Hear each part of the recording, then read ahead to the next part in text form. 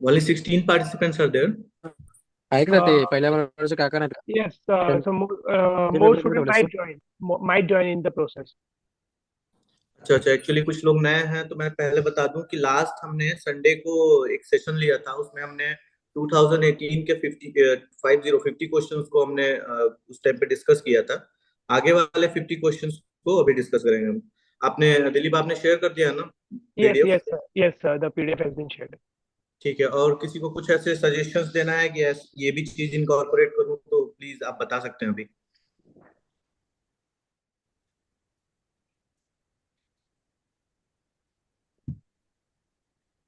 ठीक है, तो मैं स्टार्ट करता हूँ, मैं अपना स्क्रीन शेयर कर रहा हूँ। Okay, sir. काफी नए लोग भी होंगे दिलीप इसमें। हाँ हाँ सर, नए भी है और पुराने वाले मैक्सिमम तो पुराने भी है, बट विल स्टार्ट के अगर कोई नए भी है तो वो भी कनेक्ट कर पाए। ओके ओके, तो लिटरली हमने लास्ट टाइम 50 क्वेश्चंस किए थे। बीच में जो भी चीजें मैंने बताई थी लास्ट वाले सेशन में, अगर वो फिर से आती है तो मैं एक बार रिपीट कर दूंगा उनको। बाकी रिकॉर्डिंग एक बार होगा तो आप जाके देख सकते हैं पीछे जो भी है। अभी मैं अपना स्क्रीन शेयर कर दे रहा हूँ, क्वेश्चंस डिस्कस करते हैं। Yes sir.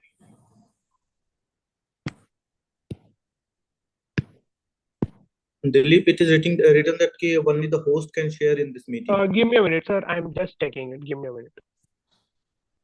सो मैंने आपको होस्ट रिक्वेस्ट शेयर की है, एंड लास्ट वाला वीडियो जो है वो अवेलेबल है यूट्यूब पे, लास्ट सेशन जो हुआ था, तो अगर किसी ने मिस किया तो वो वहाँ पे जाके भी देख सकता है।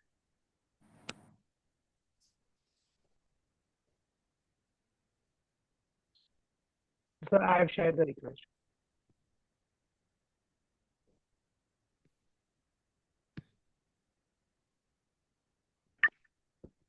हाँ, now it is started. या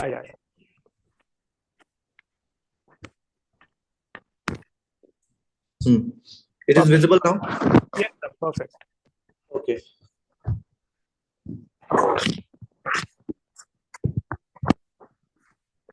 तो आपका फ्रंट कैमरा थोड़ा सा,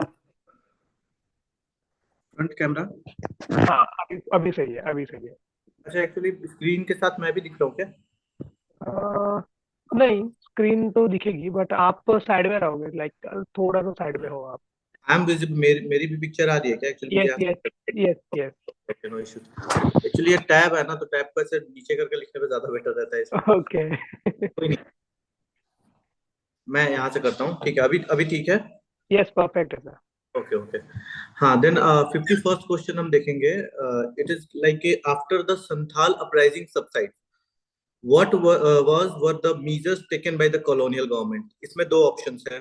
पहला, the territories called Santhal Parganas were created, और दूसरा है it became illegal for a Santhal to transfer land to a non Santhal. ये थोड़ा सा फैक्चुअल क्वेश्चन है, और ऐसे थोड़ा सा अगर ऐसे देखें कि इसको कैसे कर सकते हैं अगर हमें कुछ ना पता हो, तो एक पहला जो ऑप्शन है, the territories were called Santhal Parganas were created. हाँ, तो इसको ऐसे निगेट करने का कोई ऑप्शन नहीं बन रहा है। तो हो सकता है क्रिएट किया गया हो सकता है नहीं भी क्रिएट किया गया हो। यहाँ तो पूरा रिस्क है क्योंकि पूरा फैक्चुअल है, तो इसमें ऐसा कुछ ट्रिक वगैरह तो ऐसे नहीं यूज हो सकता। सेकंड ऑप्शन है, it became illegal for a Santhal to transfer land to a non Santhal. तो ये भी ऑप्शन सही हो सकता है, क्योंकि उस टाइम पे इशू ही क्या हो रहा था कि जो भी आउटसाइडर्स आ रहे थे वो आके संथाल्स के लैंड को ले रहे थे, मोनेटाइज कर रहे थे, कमर्शलाइज कर रहे थे। तो उस टाइम पे उसको रोकने के लिए जब अपराइजिंग सब्साइडी किया गया, आप जब पढ़ोगे तो इसमें लास्ट में आपको मिलेगा देखने को कि एंड में क्या हुआ था। तो वहां पे ये दिखेगा कि कहीं ना कहीं गवर्नमेंट ने कॉन्सिलिएशन किया था उनके साथ कि ठीक है, आप सब अपराइजिंग बंद करिए और हम आपके ऐसे डिमांड्स को फुलफिल करेंगे। तो जनरली इसमें बहुत 1 और 2 लगा सकते हैं। ये फैक्चुअल क्वेश्चन है, इसमें बहुत ज्यादा ट्रिक वगैरह अप्लाई नहीं हो सकता। तो इसका आंसर है सी, बोथ 1 और 2। नेक्स्ट क्वेश्चन है, economically one of the results of the British rule in India in 19th century was. 19th century means 1800 का पूरा, 1801 टू 1899 का पूरे जो पीरियड है। तो जब भी क्वेश्चन आए 19th सेंचुरी, तो सबसे पहले आपको दिमाग में वो चीज लेना है कि 19th सेंचुरी मतलब कौन सा रीजन बोल रहे हैं, कौन सा टाइम पीरियड बोल रहे हैं, और उस टाइम पे जनरली कौन कौन उस टाइम पे गवर्नर जनरल या वाइसराय थे, और क्या क्या चीजें हुई थी। तो फिर आंसर निकालना ज्यादा इजी हो जाता है। तो सबसे पहला यहाँ पे ऑप्शन देखेंगे, increase in the export of Indian handicraft. तो हम जनरली ये जानते हैं कि जब से ब्रिटिशर्स आए हैं तो हमारा कुछ अच्छा तो हुआ नहीं। तो लिटरली एक्सपोर्ट हमारा बढ़े ये तो ऐसे कह नहीं सकते, क्योंकि एक्सपोर्ट हमारा घटता था, वो उधर से एक्सपोर्ट वाली चीजें आती थी, इधर से रॉ मटेरियल्स जाती थी। तो लिटरली इसको हम लोग कट कर सकते हैं। दिलीप दिख रहा है स्क्रीन पे पेन यूज हो रहा है तो? हाँ, अभी दिख रहा है, अभी दिख रहा है पेन। अच्छा, सबको सबको नॉर्मल है ना अभी? Yes yes yes, perfect. Move, हाँ ठीक है। सेकेंड ऑप्शन है growth in the number of Indian own factories. तो ये भी गलत हो जाएगा। लिटरली उन्होंने ऐसे हमारे फैक्ट्रीज को ग्रो नहीं करने दिया था, और लिटरली अपना ही पूरा डोमिनेंस करके रखा था उन्होंने। कितनी मेहनत लगती थी हमारे जो भी बिजनेसमैन थे उनको अपनी कंपनीज वगैरह खोलने में, और जो चलती भी थी उनको भी कोई न कोई मीजर रूल्स निकाल के वो लोग चाहते थे कि बंद हो जाए। तो ये भी कह सकते हैं कि नहीं, ग्रोथ तो हुआ नहीं होगा, डिक्लाइन जरूर होगा। थर्ड है कमर्शलाइजेशन ऑफ इंडियन एग्रीकल्चर। ये लिटरली बहुत कॉमन है, सब लिटरली जो जिन्होंने भी ऐसे पढ़ा होगा स्पेक्ट्रम, उसको पता चल जाएगा कि हाँ उन्होंने हमारे एग्रीकल्चर को कमर्शलाइज करने की कोशिश की थी। ओपीएम डाल दिया, प्लांटेशन एग्रीकल्चर डाल दिया, वगैरह वगैरह। उसके बाद फोर्थ ऑप्शन है rapid increase in urban population. तो यूपीएससी में कोई भी चीज दिया दिया जाए ना कि रैपिड, स्टेडली, ये सब वर्ड यूपीएससी यूज करता है, जनरली वो सही होने के चांस बहुत कम होते हैं। आई एम नॉट सेइंग कि वो गलत ही होगा, but you should start doubting on that particular sentence कि हाँ ये गलत हो सकता है, क्योंकि इसमें लिटरली ये रैपिड वर्ड यूज कर रहा है। रैपिड तो नहीं होता है, कोई भी चीज ग्रेजुअल होता है। तो इसका आंसर होगा सी। नेक्स्ट 53rd हम यूज करेंगे। If the President of India exercises his power as provided under Article 356 of the Constitution in respect to particular state, then पहला ऑप्शन है the assembly of the state is automatically। ये proper factual question है, वहां से polity से। इसमें कुछ ऐसे पॉलिटी के क्वेश्चंस में लिटरली ट्रिक नहीं लगते हैं। इसमें आपने लक्ष्मीकांत पढ़ा है तो आपको आंसर मिल जाएगा, नहीं पढ़ा है तो बहुत ही डिफिकल्टी हो जाएगी आंसर्स निकालने में। इसमें कोई वनली, कैन, नॉट, ये सब वर्ड यूज ही नहीं किया जाता। ये जनरली कॉन्स्टिट्यूशन के आर्टिकल्स उठाते हैं, उसको क्वेश्चन में डाल देते हैं। ऐसा भी नहीं है कि बहुत डीप डाउन कहीं से लक्ष्मीकांत से उठा के अलग चैप्टर्स के किसी कोने से क्वेश्चन पूछना स्टार्ट करें। बहुत ही सिंपल क्वेश्चन होते हैं, हमारे आर्टिकल बेस्ड होते हैं। जो भी जितने भी आर्टिकल है हमारे कॉन्स्टिट्यूशन में, वो अच्छे से पढ़ लिया, उसमें क्या क्या होता है, क्या प्रोसेस होता है, तो ऑटोमेटिकली आंसर आ जाएगा।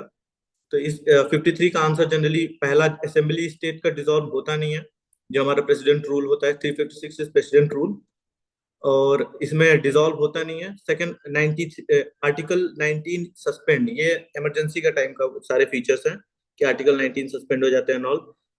President can make laws relating to that this state. तो इसका आंसर जनरली बी दिया हुआ है।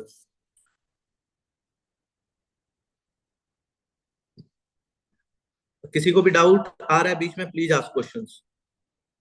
Sir, yes, hello sir. आपका नाम? हाँ, श्रेया। हाँ, यस सर, श्रेया। सर, इसमें डी ऑप्शन क्यों नहीं आ सकता है ये क्वेश्चन में? Wait. The president can make laws relating to that state. Generally क्या होता है, प्रेसिडेंट ना डेलीगेट कर देते हैं गवर्नर को लॉज बनाने के लिए। प्रेसिडेंट यूजुअली उस प्रेसिडेंट रूल बोला जाता है, उसमें on the behalf of president governors laws बनाते हैं। अब प्रेसिडेंट रूल अगर कई जगह अप्लाई होगा तो प्रेसिडेंट तो रूल बनाते चलेंगे नहीं, और ये प्रेसिडेंट का डोमेन भी नहीं है लॉ बनाना वहां पे। ओके तो ओके सर। तो जनरली उनके बिहाफ पे गवर्नर लॉ बनाते हैं। ओके। सर यश यार, हेलो। Yes, hello. हाँ सर, ये जो लिखा है वहां पे उधर कैन यूज किया उन्होंने, मतलब वो कर सकते हैं, तो वो पॉसिबिलिटी नहीं हो सकती कि वो मैंने बना भी सकते हैं करके? मैंने आपको बताया ना कि ये पॉलिटी के क्वेश्चंस में आप ये ट्रिक मत यूज करो। अच्छा।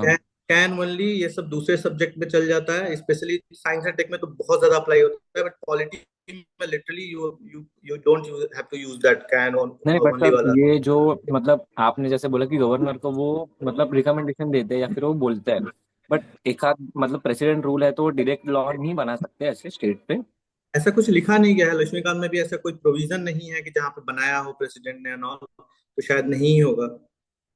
ओके। किसी भी स्टेट ने अभी तक बनाया भी नहीं है ऐसे, तो अभी तक बनाया नहीं है, तो यूपीएससी जनरली उस चीज को हम सही करना ही वो फिर गलत है ना। Alright alright. और सर एक क्वेश्चन है, जैसे अभी ये इसमें मतलब बी और डी ऑप्शन बहुत प्रोबेबल लग रहा है कि ये दोनों में मतलब जाना बहुत चांसेस है कि ये दोनों में कंफ्यूजन हो सकता है। तो इस टाइम पे हम लोग कैसे करें कि ये बी ऑप्शन ही हमें मार्क करना है जो करेक्ट होगा? वो आपने पढ़ा होगा ना, जब आप वहां पे जाओगे 356 पढ़ोगे तो उसमें लिखा हुआ है ये चीज, लक्ष्मीकांत में लिखा हुआ है। तो लिटरली आपको पता है तो ठीक है, नहीं पता है तो फिर तो ये हार्ड लक है कि 50 अच्छा, तो 50। मतलब अगर 250 में अगर कंफ्यूजन होगा तो फिर तो वो। ये होगा कि 50-50 में आ गया तो चांसेस कम होते हैं कि आपके गलत होंगे। At least okay. आपने दो तो एलिमिनेट कर दिया है ना। Okay, thank you so much. हाँ। ओके। Hello hello. सर, मेरा बस एक डाउट था। क्या हम लोग ये लॉजिक लगा सकते हैं टू एलिमिनेट डी की, then since this provision only happens when we are talking about all the states that come under schedule 5, तो अगर उसमें हम लोग वैसे भी बोलते हैं कि प्रेसिडेंट के पास थोड़ा सा एक अपर हैंड होता है on the with regards to the laws that are being enabled there, तो ये लॉजिक निकाल के डी हम लोग एलिमिनेट कर सकते हैं। कौन सा फिफ्थ शेड्यूल की बात कर रही हैं आप? Yes sir. नहीं, जनरली आर्टिकल 356 की बात हो रही है ना यहाँ पे। तो नहीं नहीं, प्रेसिडेंट, हाँ जी सर, जी सर बोलिए। मतलब 356 की बात हो रही है, तो हम इन जनरल सारे स्टेट का जस्ट रख रहे हैं। कोई जनरली फिफ्थ शेड्यूल तो एक एक्सेप्शन सा हो गया। तो इन जनरल जो भी चीजें चल रही हैं उसके बारे में बात करेंगे हम यहाँ पे, कि पर्टिकुलर एक स्टेट में अगर प्रेसिडेंट रूल लग जाता है तो क्या करता है। ओके, नहीं I was just trying to understand कि हम लोग नहीं, अगर ये आपका लॉजिक है। मतलब। आपको लग रहा है कई सारे तरीके हो सकते हैं, हो सकता है मेरे को बहुत सारी चीजें नहीं आती हो, आप उस तरीके से लगाओ और आपका आंसर आ जाए तो और बेटर है। Okay sir, thank you. हाँ, ओके। आप लोगों का नाम एक्चुअली मैं बार बार देखना पड़ रहा है टैप करके, तो मैं नाम ले नहीं पाऊंगा। आप पूछना, मैं आंसर दे दूंगा आप लोगों को। ये क्वेश्चन नंबर 54 है। जनरली क्या होता है कि ये भी तो अपना फैक्चुअल क्वेश्चन है, इसमें भी कैसे कुछ लगा नहीं सकते, लेकिन हाँ कई सारे ऐसे चीजें आते हैं, क्राफ्ट्स आते हैं, जब आप लाइन से ऐसे आप उसको बना लो। अभी से जो भी करंट अफेयर में ऐसे वन वर्ड वाली चीजें है ना, प्लेसेस कहाँ पे हैं, कौन सी चीजें कहाँ बनती हैं, कौन सा वाइल्ड लाइफ सेंचुरी या टाइगर रिजर्व न्यूज में है वो कहाँ है, ऐसे वो वन वन लाइन मैचिंग में देते हैं यूपीएससी में। तो जनरली आप एक बार भी आपने कहीं दिमाग में एक भी चीज आपको टिक कर गया ना कि ये पुथुकुली, सुजनी या उपादा के बारे में कुछ भी आप जानते हो हल्का सा, तो आंसर निकल के चला आता है। पर लिटरली आप तीनों के बारे में कुछ नहीं जानते तो फिर या तो आप क्वेश्चन छोड़ दो या तो फिर रिस्क लेना पड़ेगा। तो जनरली इसमें फर्स्ट, सेकंड एंड थर्ड गलत है। और थोड़ा सा ऐसा दिमाग लगा सकते हैं कि जमादानी वर्ड जो है थर्ड वाला है, जो थर्ड में जमादानी वर्ड है वो शायद साउथ इंडिया से रिलेटेड नहीं है। ये पर्टिकुलरली मैं गेस कर रहा हूँ, मुझे भी नहीं पता कि क्या होता है। पर जनरली आपको आंसर आता है तो ठीक है, अदरवाइज थोड़ा सा प्रॉब्लम हो सकती है। तो बेटर है कि इसका पता हो आंसर तो आप लगा दो, अदरवाइज ऐसे क्वेश्चंस को छोड़ भी सकते हैं। और जनरली क्या होता है, कई सारे ऐसे क्वेश्चंस आते हैं जिसमें 1 2 3 तीनों दिया होता है। आर्ट एंड कल्चर हो गया, साइंस एंड टेक में तो जनरली सही होते हैं, पर आर्ट एंड कल्चर में जो जिसमें मैचिंग आ रहा है या फिर तीन कॉम्प्लेक्स सेंटेंसेस दिए हुए हैं, तो उसमें ऐसा क्या होता है कि तीनों के तीनों सही नहीं होते। इसमें तो ऑप्शन नहीं है, पर आगे कहीं ना कहीं दिख जाएगा। तो जनरली ऐसा कर सकते हैं कि तीन चीजों को तीन फैक्ट निकाल कर दिया है उन्होंने, अच्छे से उन्होंने मेहनत करके तीन जगह का नाम, तीन फैक्ट दिया हुआ है, तो तीनों के तीनों सही करते हैं। बहुत बहुत रेयर होता है और मैंने देखा नहीं है शायद ऐसा। तो एक चीज ये आगे कहीं क्वेश्चंस में या फिर आप अप्लाई कर सकते हैं। तो इसका आंसर 1 है, बाकी के 2 एंड 3 गलत है। नेक्स्ट क्वेश्चन है 55। 55 में साइंस एंड टेक में जहां भी कैन आता है, लिटरली हम इसको निगेट कर ही नहीं सकते कि ये चीज नहीं हो सकता। इसमें पूछा गया है कि which of the following areas can GPS technology be use. पहला mobile phone, second banking operation, controlling the power grids. तो इसमें निगेट कर ही नहीं सकते कि इस जगह पे जीपीएस यूज हो ही नहीं सकता।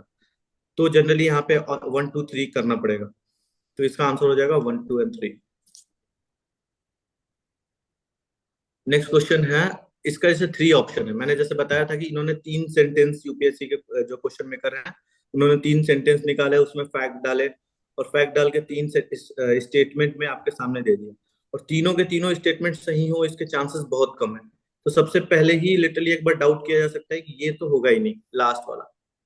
अब हम आंसर निकालेंगे कि इसमें इन तीनों में क्या होगा। फिर ट्रेजरी बिल और आरबीआई, इन सब के बारे में आपको पता है तो फिर यहाँ से आप निकाल सकते हैं। तो पहला स्टेटमेंट है, RBI manages and services government of India securities but not any state government securities. Not word use हो गया, मतलब कि कहीं ना कहीं डाउट वाला सेंटेंस है। यूपीएससी शायद थोड़ा सा कुछ चीजें इधर उधर करने की कोशिश कर रही है। तो जनरली मैंने लास्ट सेशन में बताया था कि नॉट आ जाए तो लिटरली आप डाउट करना स्टार्ट कर दो कि हो जाए, हो सकता है ये गलत हो। अब इसके मीनिंग पे जाएंगे तो लिटरली ये बता रहा है कि आरबीआई गवर्नमेंट ऑफ इंडिया का तो मैनेज करता है बट स्टेट गवर्नमेंट का मैनेज नहीं करता है। तो फिर स्टेट गवर्नमेंट का कौन करेगा? ऐसा कोई स्टेट लेवल पे जैसे सुप्रीम कोर्ट के बाद हाई कोर्ट है, वैसे आरबीआई का कोई भी स्टेट लेवल पे ऐसा कोई बड़ा ऑर्गेनाइजेशन है नहीं अपेक्स टाइप का जो चीजों को देखता हो। तो लिटरली आंसर लिटरली गलत हो जाएगा कि नहीं, दोनों का मेंटेन करता है। तो आपने एक हटाया तो एक ये भी ऑप्शन चला गया। अब आपको यहाँ से देखने से लग रहा है कि 3 तो सही ही होगा क्योंकि दोनों में 3 है। अभी आपको डाउट करना है 2 पे कि 2 सही है कि गलत है। तो फिर आपको पता है जैसे कि ट्रेजरी बिल के बारे में, treasury bill are issued by the government of India and hence there are no treasury bill issued by the state government. शायद पहले ट्रेजरी बिल इशू होता था स्टेट गवर्नमेंट से, पर अभी शायद अभी नहीं होता है लिटरली। तो ये चीज तो पूरा फैक्ट है, इसके बारे में आप पता है तो आप लगा पाओगे आंसर, नहीं तो फिर आपको ऐसे तुक्का मारना पड़ेगा। तो इसका आंसर हो जाएगा फिर 2 और 3।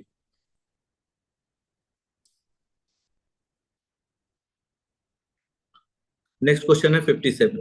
57 में भी ऐसा है कि तीन चीजें, तीन इन्होंने वो बना के दे दिया है, कॉम्प्लेक्स सब्जेक्ट वो बना के दे दिया है, सारे स्टेटमेंट बना के दे दिए हैं। तो फिर एक बार डाउट कर सकते हैं कि तीनों सही होगा कि नहीं होगा। सिंपल सब्जेक्ट जैसे सेंटेंसेस हैं, जैसे कैन यूज कर दिया, मतलब कर सकते हैं कि नहीं कर सकते हैं ऑल, तो उसमें शायद सोच सकते हैं कि तीनों के तीनों सही हो सकते हैं। पर थोड़ा सा इन्होंने फैक्ट फैक्ट वगैरह यूज किया है, इनको कॉम्प्लेक्स सेंटेंस बोलते हैं यूपीएससी के टर्म में, मैं बोलता हूँ पर्टिकुलरली। तो इनमें थोड़ा सा डाउट किया जा सकता है कि हाँ डी तो नहीं हो सकता। फिर आगे पढ़ेंगे, the earth magnetic field has reversed every few 100,000 years. ठीक, तो फ्यू 100,000 ईयर्स में लैक ऑफ ईयर्स हो जाता है।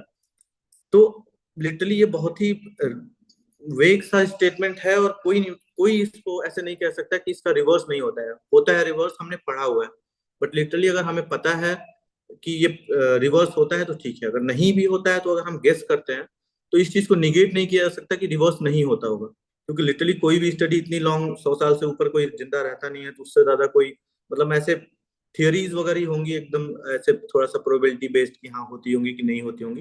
तो इसको निगेट करना बहुत मुश्किल है, तो इसको जनरली कहेंगे कि हाँ होती होगी, सही है। When the earth was created when earth was created more than 4,000 million year ago, there was 54% oxygen and no carbon dioxide. अब आप यहाँ पे देखो एग्जैक्ट 54% ऑक्सीजन कैसे हो सकता है? इतना एक्यूरेट कहाँ से कोई ला सकता है कि 54% ही ऑक्सीजन था और कार्बन डाइऑक्साइड था ही नहीं उस टाइम पे? उस टाइम का कोई रिकॉर्ड नहीं है हमारे पास और सिर्फ ऐसे प्रिडिक्ट करते हैं कि ऐसा हुआ होगा। तो ये भी गलत हो। पहले तो जनरली कार्बन डाइऑक्साइड था बहुत ज्यादा हमारे एनवायरमेंट में, ये थियरीज बोलता है, पर यहाँ पे ऐसे बोल रहा है कि नहीं कार्बन डाइऑक्साइड कुछ भी नहीं था। तो पूरा का पूरा गलत है कि ऐसा हो ही नहीं सकता कि कार्बन डाइऑक्साइड ना हो। तो ये फर्स्ट है, और फर्स्ट तो सही है, सेकंड गलत हुआ। सेकंड गलत हुआ तो ये निकाल देंगे, ये निकल गया, बचा 1 and 1 and 3। फिर थर्ड है when living organism this organisms originated they modified the early atmosphere of this earth. तो ये भी चीज हमें पता है कि जो भी लिविंग ऑर्गेनिज्म हुए, जो भी वाटर वगैरह में जो भी जैसे हुए, उन्होंने ऐसे कार्बन डाइऑक्साइड ऑक्सीजन का ऐसे एक्सचेंज करके मॉडिफाई किया था दिस एटमॉस्फेयर को। ये हमें पता है। नहीं भी पता है तो फिर कोई इसमें ऐसा तुक नहीं बोल सकते कि ये गलत है। किया होगा, हो सकता है कुछ ऑर्गेनिज्म ऐसे आए हों जिन्होंने मॉडिफाई किया हो अर्ली एटमॉस्फेयर को। इसको साइंटिस्ट बोल ही नहीं सकते कि नहीं ये एकदम गलत है। तो लिटरली फिर इसको भी सही ही करेंगे, तो आंसर होगा 1 and 3। ये एकदम easy, one of the easiest question है यूपीएससी के, जिसमें नॉलेज की जरूरत नहीं है, पढ़ने की जरूरत भी नहीं है कि क्वेश्चन होगा कि नहीं होगा। इसमें आराम से आप ऐसे थोड़ा सा कॉमन सेंस लगा के आंसर कर सकते हो। फिर ऐसे मैंने बताया था आपको कि वन वर्ड जो भी चीजें आती हैं, चाहे प्लेस के नाम हो, हैंडीक्राफ्ट हो, वाइल्ड लाइफ सेंचुरी हो, उनको तो एटलीस्ट आप किसी ऐसे फ्लैश नोट चाहे कुछ भी आता है वहां पे डाल के आप उनको याद कर जाइए। जैसे ये भी सब टर्म्स आते हैं, वन अक्राई, पेटिया, इटर्नल ब्लू, ये सब क्या है? तो ये सब वन वर्ड में आ जाते हैं। वन वर्ड में एक एक लाइन का आप बना सकते हो पूरा आंसर कि कैसे हो सकता है। एक्चुअली हम लोग काम भी कर रहे हैं इस पे, वन लाइनर सारे करंट अफेयर्स पे, एंड आई थिंक शेयर करेंगे अभी आप लोगों को वो चीज। हाँ ये अब इसमें हम लिटरली हम अगर पता है हमें कि ये क्या है तो समझ में आता है, नहीं पता है तो फिर हमें इसमें गेस ही करना है। तो सबसे पहले मेरे जैसे ये पेटिया है, पेटिया बिल्कुल समझ में नहीं आ रहा है कि क्या है ये। इटर्नल ब्लू भी हमें समझ में नहीं आ रहा है क्या है। One cry, it is like कि क्राई वर्ड यूज किया हुआ है, मतलब परेशान करना। तो ठीक है, इसमें सबसे पहले एक्सोप्लैनेट यूज करते हैं। तो एक्सोप्लैनेट में ऐसे WannaCry करके यूज नहीं होता है, उसमें जनरली आते हैं तो ऐसे जैसे 101 15B ऐसे करके यूज होते हैं, या फिर कुछ ऐसे यूनिक से नाम होते हैं। WannaCry ये एक्सोप्लैनेट के लिए तो नहीं करेगा। क्रिप्टो करेंसी इतने सारे न्यूज में रहे हैं, सब में क्वाइन यूज होता है, चाहे हम उसको कहीं ना कहीं पढ़ते रहते हैं। और WannaCry जनरली हमने नहीं पढ़ा है कि क्रिप्टो करेंसी में आता है। मिनी सेटेलाइट में भी WannaCry यूज नहीं होता है। तो अगर मारेंगे तो साइबर अटैक में ही मारेंगे। कॉमन गेस जाएगा तब भी साइबर साइबर अटैक में ही मारेगा, क्योंकि लिटरली ये क्राई करने की बात कर रहा है। और साइबर अटैक ही ऐसा चीज है जो परेशान कर सकता है इंसान को। तो लिटरली ये थोड़ा सा लिंक कर सकते हैं कि ऐसा हो सकता है, तो इसमें साइबर अटैक मार सकते हैं।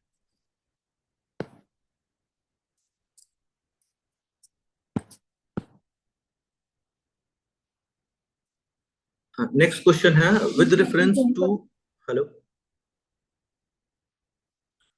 with reference to circumstances in Indian agriculture, the concept of conservation agriculture assumes significance. Which of the following fall under this conservation agriculture? तो कंजर्वेशन एग्रीकल्चर के कुछ ऐसे पर्टिकुलर पैरामीटर्स हैं, उनके 4 या 5 जो भी हैं, उनको या तो आपको याद है तो अच्छी बात है, नहीं याद है तो फिर यहाँ से आपको थोड़ा सा गेस करना पड़ेगा।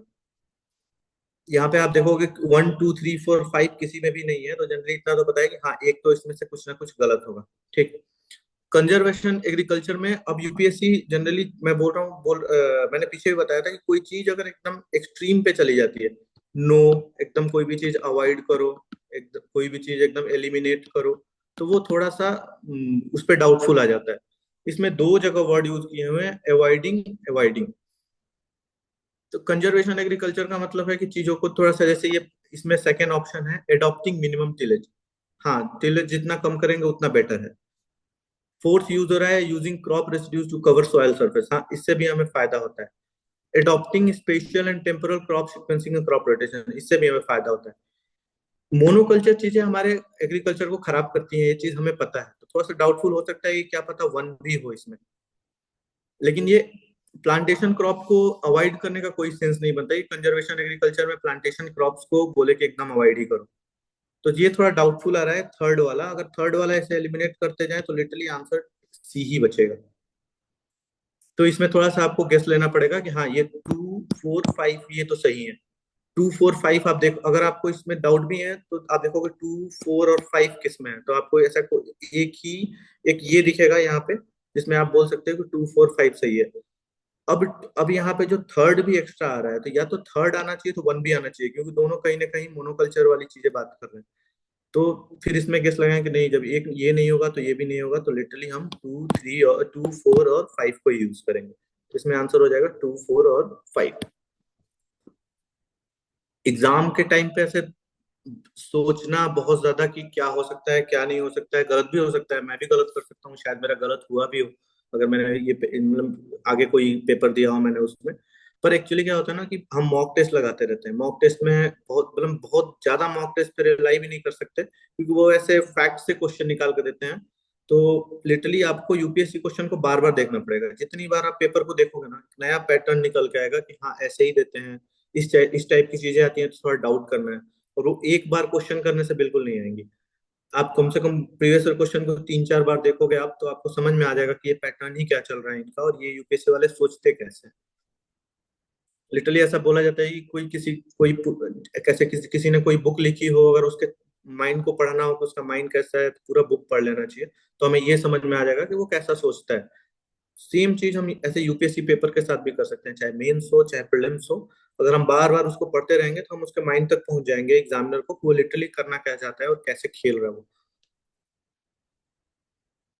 तो इसका आंसर है सी। आगे है 60 नंबर, सिक्स मास एक्सटेंशन और सिक्स एक्सटेंशन है। ये लिटिल न्यूज में हमेशा रहा है, बहुत ही कॉमन है। चाहे आप जिस एनवायरमेंट एंड ऑल का कोई भी कुछ जिस बुकलेट उठा लो तो उसमें ये वर्ड मिल ही जाता है, या करंट अफेयर में मिल ही जाता है। तो थोड़ा सा अगर अवेयर हो तो आपका ये आंसर हो जाएगा कि हाँ ये ह्यूमन जो भी एक्सटेंशन कर रहा है उससे ये रिलेटेड है 6 मास। अगर ऐसे थोड़ा सा गेस मारने चले तो ऐसे पता करें कि इसमें इसमें मास एक्सटेंशन की बात कर, तो मास एक्सटेंशन की बात कर रहा है। जो फर्स्ट ऑप्शन है, wide spread monoculture practices in agriculture and large scale commercial farming, use of chemical in many part that may loss of good native ecosystem. इसमें बहुत ही छोटे लेवल, मास एक्सटिंक्शन एक बहुत बड़ा वर्ड है, लेकिन यहाँ पे क्या बात कर रहा है, एक छोटे से इकोसिस्टम के बारे में बात कर रहा है, वो भी मोनोकल्चर प्रैक्टिसेस की वजह से। तो लिटरली इसमें एक मतलब बहुत ही श्रिंक कर दिया इन्होंने, बहुत ही लिमिट कर दिया है चीजों को। तो ऐसा नहीं, इसको थोड़ा सा होल्ड पे कर सकते कि नहीं ये नहीं हो सकता। नेक्स्ट क्वेश्चन है fear of a possible collision of a meteorite with earth in the near future. Literally ये भी थोड़ा सा वेग सा है कि मतलब अगर ये कोई आ रहा है मेटेराइट, कोई लड़ने वाला है, तो उसके बारे में हम बात भी करेंगे न्यूज में। जो चीज हुई नहीं है, जो चीज होने की पॉसिबिलिटी भी नहीं है नियर फ्यूचर में, तो उसके बारे में क्यों बात करेंगे? ऐसा न्यूज में कुछ रहेगा भी नहीं, तो इसको भी होल्ड पे कर सकते हैं। थर्ड है large scale cultivation of genetically modified crops in many part of the world and promoting their cultivation causing disappearance of good native crop plant. अब इसमें भी मास एक्सटेंशन की बात हो रही है, लेकिन इसमें सब सिर्फ कुछ क्रॉप प्लांट्स के बारे में बात कर रहे हैं। तो ये भी हो जाएगा भाई, मतलब मास की बात यहाँ चल रही है, यहाँ पे एक छोटा सा एकदम डोमेन दिखा रहे हैं, तो थोड़ा सा इस पे भी डाउट है, इसको भी होल्ड करेंगे।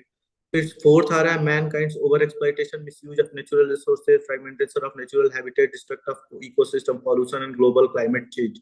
अब इसमें आप देखो कितनी चीजों को कवर किया है, हैबिटेट के बारे में, इकोसिस्टम, पॉल्यूशन और ग्लोबल क्लाइमेट चेंज, तो एक ज्यादा बड़े चीज को कवर कर रहा है। तो थोड़ा सा डाउट हो सकता है कि हाँ हो सकता है ये फोर्थ के बारे में बात कर रहा है। और इस समय जो सिक्स्थ मास एक्सटिंक्शन की बात चल रही है, वो कहीं ना कहीं ऐसे कोइंसिडेंटली मीट कर रही है हमारे उन सब पेरिस एग्रीमेंट हो गया और जो भी नए एग्रीमेंट्स आ रहे हैं, जो कि बात कर रहे हैं कि कैसे ह्यूमन की वजह से क्लाइमेट चेंज हो रहा है, ह्यूमन की वजह से डिस्ट्रक्शन हो रहा है, ह्यूमन प्रैक्टिसेस ऐसे एग्रीकल्चर में कर रहा है जिससे डिस्ट्रक्शन हो रहा है। तो उसको कह सकते हैं कि हाँ ये वाला ऑप्शन सही हो सकता है।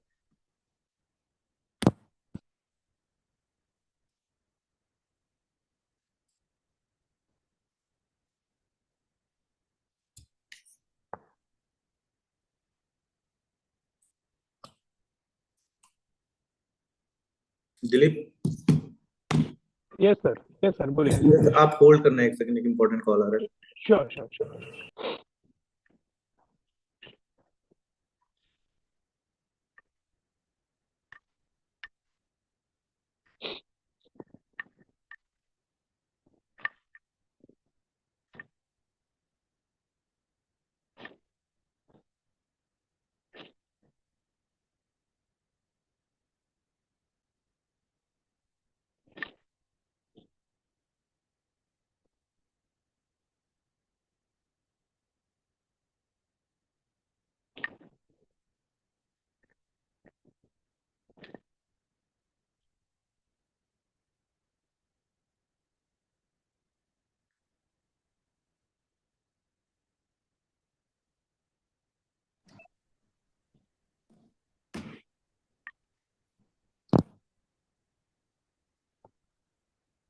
दिख रहा है क्या अभी screen? Yes sir. Okay, 61 question है कि IRNSS की बात कर रहा है ये, तो with reference to Indian regional navigational satellite system consider the following statements. तो जनरली क्या है कि हम ये पढ़ते आए हैं कि अगर फैक्ट की बात कर रहे हैं, कहीं पे फैक्ट आ जाता है या फिर कहीं पे दो चीजें ऐसे स्वैप करने की बात आ जाती है, तो थोड़ा सा उस पर डाउटफुल हो जाता है। पर वो चीज यहाँ पे एक्सेप्शन है, वो चीज नहीं है। यहाँ पे पहला जो स्टेटमेंट है वो सही है, लेकिन पीछे हमने देखा कहीं ना कहीं कि जहां भी चीजें थोड़ा सा दो चीजों के बारे में, बाइनरी के बारे में बात कर रहा है ना, कि दो चीज सिमिलर टाइप का दिया हुआ है और उसमें भी फैक्ट यूज कर रहा है, तो गलत होने के चांसेस है, तो डाउटफुल हो जाना है वहां पे। पर जरूरी नहीं है कि वो गलत ही हो, यूपीएससी हमें ऐसे एकदम प्रेडिक्टेबल चीजें नहीं देगा, थोड़ा सा कहीं ना कहीं चेंज रखेगा। तो यहाँ पे अगर थोड़ा सा दिमाग लगाएं कि क्या हो सकता है, तो सबसे पहला ऑप्शन है IRNSS has 3 satellite in Jio stationery and 4 satellite in Jio synchronous orbits. तो चलो इसको होल्ड करके रखते हैं कि नहीं पता हमें। नेक्स्ट पढ़ते हैं कि it covers entire India and about 5500 square kilometre beyond it's borders. तो 5500 किलोमीटर तो थोड़ा सा ज्यादा हो जाएगा। अगर इंडिया को कवर करने की बात कर रहा है और 5500 किलोमीटर की बात कर रहा है, तो ऑलमोस्ट पूरा वर्ल्ड भी कवर कर रहा है। तो थोड़ा सा डाउटफुल कर सकते हैं, चलो इसको भी होल्ड करते हैं, नहीं पता है। थर्ड वाला, India will have its own satellite navigation system with full global coverage by middle of 2019। तो ये भी एकदम एकदम इन्होंने बता दिया कि मिडिल ऑफ 2019। इतना एक्यूरेट कैसे बोल सकते हैं कि इतने टाइम तक फुल ग्लोबल कवरेज भी हो जाएगा? और फुल ग्लोबल कवरेज हो भी नहीं सकता, क्योंकि ये लिटरली जब आप पढ़ोगे तो ये 1500 स्क्वायर किलोमीटर की बात कर रहा है, ना कि 5500 स्क्वायर किलोमीटर। तो जनरली ये वाला first, second option and third option इसका गलत है, और इसका फर्स्ट ऑप्शन ही सही है। तो थोड़ा सा डाउटफुल इसमें कर सकते हैं कि लिटरली इंडिया ने जो बनाया है वो इंडिया को कवर करने के लिए बनाया हुआ है जो भी है, और उसके बाद अगर 5500 कवर करता है तो ऑलमोस्ट ये पूरा वर्ल्ड कवर करता है, जो कि पॉसिबल नहीं है। और फिर यहाँ भी ये फुल ग्लोबल कवरेज की बात कर रहा है, और एकदम टाइमिंग भी दे रहा है एग्जैक्ट कि मिडिल ऑफ 2019 तक हो जाएगा।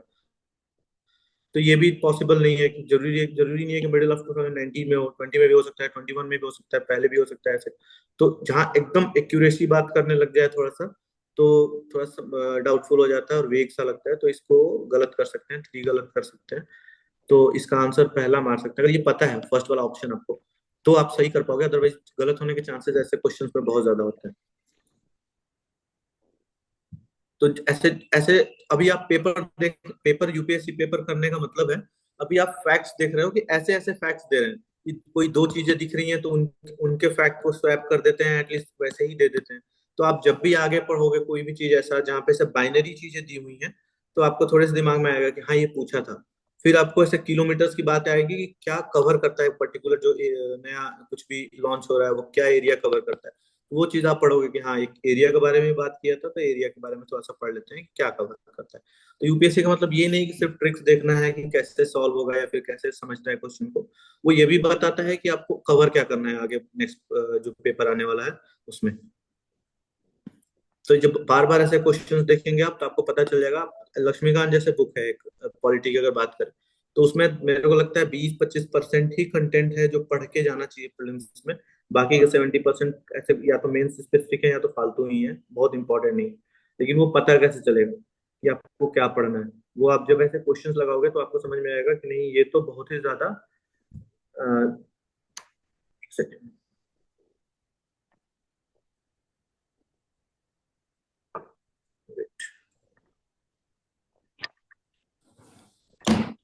Now, right. Now, visible yes. Okay. हाँ, तो आपको इससे पता चलेगा कि हमें क्या पढ़ना है एक्चुअली, जिससे चीजें थोड़ी सी प्रिसाइज हो जाएंगी। बहुत सारी चीजों में भटकने के बजाय आप थोड़ा सा कंसाइज लेवल पे, एकदम प्रिसाइज लेवल पे उसको पढ़ सकते हैं कि हाँ ये ज्यादा इंपॉर्टेंट है, और एग्जाम के टाइम पे वही सबसे ज्यादा काम आता है कि मैंने क्या सबसे प्रिसाइज चीजें पढ़ी हुई हैं बाकी लोगों के कंपेरिजन में। तो नेक्स्ट यूज करेंगे 60 सेकेंड। इसमें फर्स्ट ऑप्शन है, ये साइंस एंड टेक है। साइंस एंड टेक में जनरली क्या हो जाता है कि सारे ऑप्शन ही हम जनरली सही हो जाते हैं, क्योंकि ये जनरली कैन या फिर पॉसिबिलिटी वाली क्वेश्चन देते हैं। और साइंस एंड टेक में ऐसा कुछ लिमिटेड नहीं है कि क्या हो सकता है क्या नहीं हो सकता है। तो सबसे पहला ऑप्शन ये है कि light is affected by gravity. तो ये आइंस्टाइन का अगर हमने पढ़ा है तो हाँ हमें पता है कि लाइट अफेक्ट होता है ग्रेविटी से। ब्लैक होल वगैरह वाले जो भी चीजें कॉन्सेप्ट है बहुत इजी है, इसमें बहुत ज्यादा सोचने की बात भी नहीं है। सेकंड है बिग बैंग के बारे में जब हमने पढ़ा है तो पता है कि हाँ universe is constantly expanding, matter wrap warps its surrounding space time. ये भी चीज हमने पढ़ा हुआ है कि हाँ ये करता है। और नहीं भी करता है तो इसको निगेट करना बहुत ही मुश्किल है, इन सब चीजों को नहीं हो रहा है।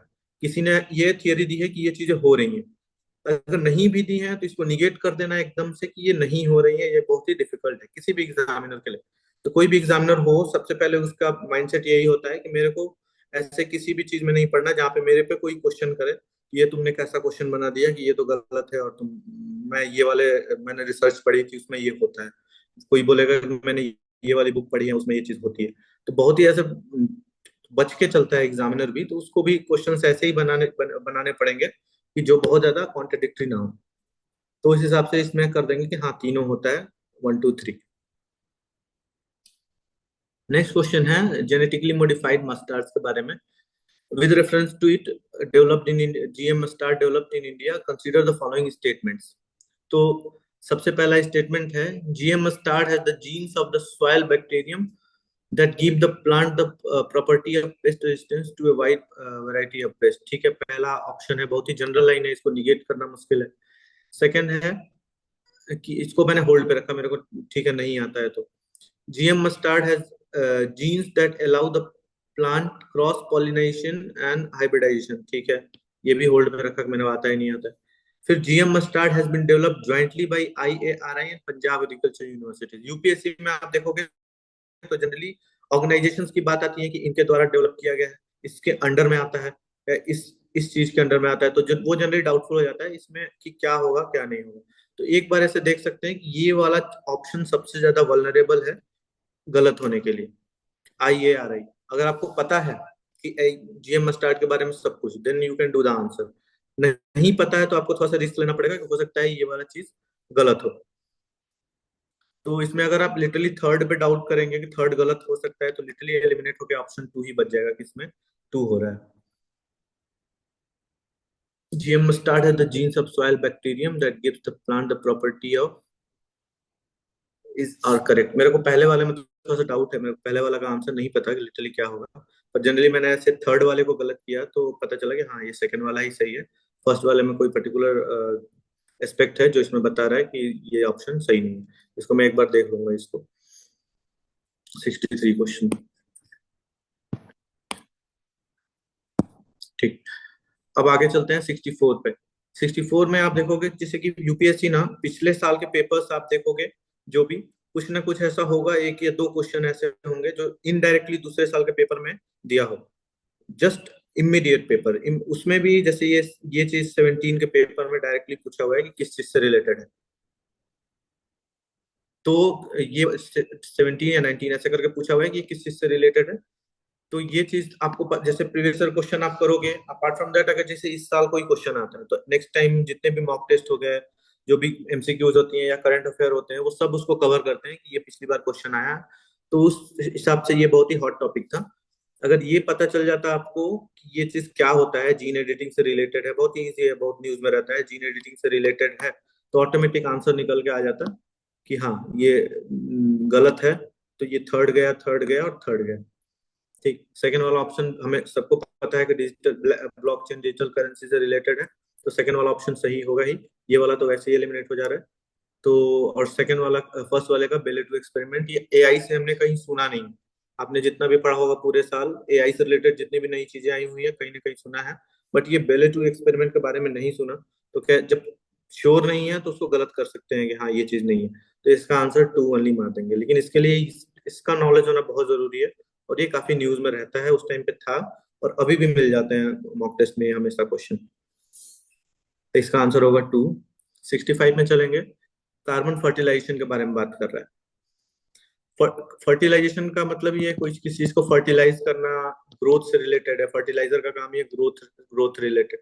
तो ये चीज दिमाग में आ जाना चाहिए कि हाँ फर्टिलाइजेशन के बारे में बात कर रहे हैं, तो कुछ ग्रोथ के बारे में बात कर रहा है। नेक्स्ट है, फर्स्ट ऑप्शन है increase plant growth due to increase concentration of carbon dioxide in the atmosphere. इसको होल्ड पे करते हैं, आंसर तो सही है पर इसको एक बार होल्ड पे करते हैं कि आगे भी क्वेश्चन पढ़ लेते हैं कि क्या है। सेकंड है increase temperature of earth due to increase concentration of carbon dioxide in atmosphere. इसमें भी फर्टिलाइजेशन में कोई चीज समझ में नहीं आ रहा है कि कुछ प्लांट रिलेटेड फर्टिलाइज मतलब जैसे ग्रोथ रिलेटेड ऐसे बात कर रहा है। इसको जनरली ग्लोबल वार्मिंग बोलते हैं। ये जो डिफिनीशन है ना, ये बहुत ही जनरल है, इसको ग्लोबल वार्मिंग बोलते हैं, इसको कार्बन फर्टिलाइजेशन नहीं बोलते। increased acidity of oceans as a result of increased concentration of carbon dioxide in the atmosphere। तो ये भी गलत है कि नहीं, इसमें ओशियन से रिलेटेड ऐसा कुछ है नहीं। और फोर्थ ऑप्शन है adaptation of all living beings on earth to the climate change brought out by the increase concentration of carbon dioxide. इसमें भी फर्टिलाइजेशन की कोई बात नहीं आ रही है। तो एक प्लांट ग्रोथ की बारे में बात आ रही है, जो चीज बोल रहा है कि फर्टिलाइजेशन से रिलेटेड है, तो डाउटफुल, मतलब ये तीनों डाउटफुल हैं, इसमें मार सकते हैं। अगर हमें नहीं पता है कि एक्चुअली क्या होता है ये चीज, तो ये फर्स्ट वाला ऑप्शन हम चूज कर सकते हैं।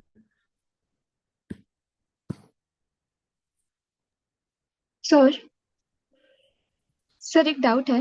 हाँ हाँ शेयर। सर क्वेश्चन नंबर 64 में सपोज ये पहले वाला आपने जो बताया ये जनरली रॉन्ग पकड़ना चाहिए, सपोज नॉलेज नहीं है उसका, तो फिर उसको कैसे हम एलिमिनेट करें? क्योंकि सर आजकल यूपीएससी की ट्रेंड में 1 2 3 ऐसे स्टेटमेंट्स नहीं दे रहे ऑप्शंस में, ओनली 1 ओनली 2 ऐसे दे रहे।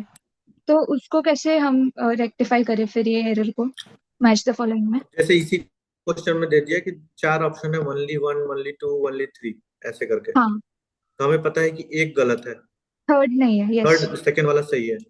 अब यहाँ पे हाँ वही चीज बताया ना आपको मैंने कि यहाँ पे बेले टू के बारे में आपने कभी सुना है थोड़ा सा भी कि किस चीज से रिलेटेड है, आर्टिफिशियल इंटेलिजेंस से रिलेटेड है या नहीं है? वो आपने लिटरली बिना पढ़े ऐसे पेपर में तो जाते नहीं है हम लोग, हाँ पूरे साल सर। का करके अच्छे से करके जाते हैं। उसमें भी यस अगर हमने नहीं सुना है कि आर्टिफिशियल इंटेलिजेंस से रिलेटेड है, तो अब लिटरली ऑप्शन आपके पास क्या बचता है? आप इसको सही मानोगे गलत मानोगे?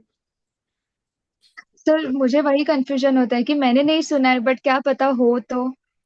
वही, अब यहाँ पे तो गेस करना पड़ेगा ना, यहाँ पे तो रिस्क लेना हाँ। पड़ेगा। हाँ, ये लिटरली इसका कोई ऐसा ट्रिक है नहीं कि आप निकाल के ऐसे ओके। बता सकते हो। इसमें आपको रिस्क लेना है और लिटरली आप 35-40 क्वेश्चन ही सही कर पाओगे दिमाग लगा के, बाकी चीज में सब में आप रिस्क लेना है। तो हो सकता है आप इसको लो, आपका ये गलत हो जाए, नेक्स्ट में भी लो वो चीज सही हो जाए, तो ऐसे करके ओके। सही मार्क्स गेन होते हैं ना।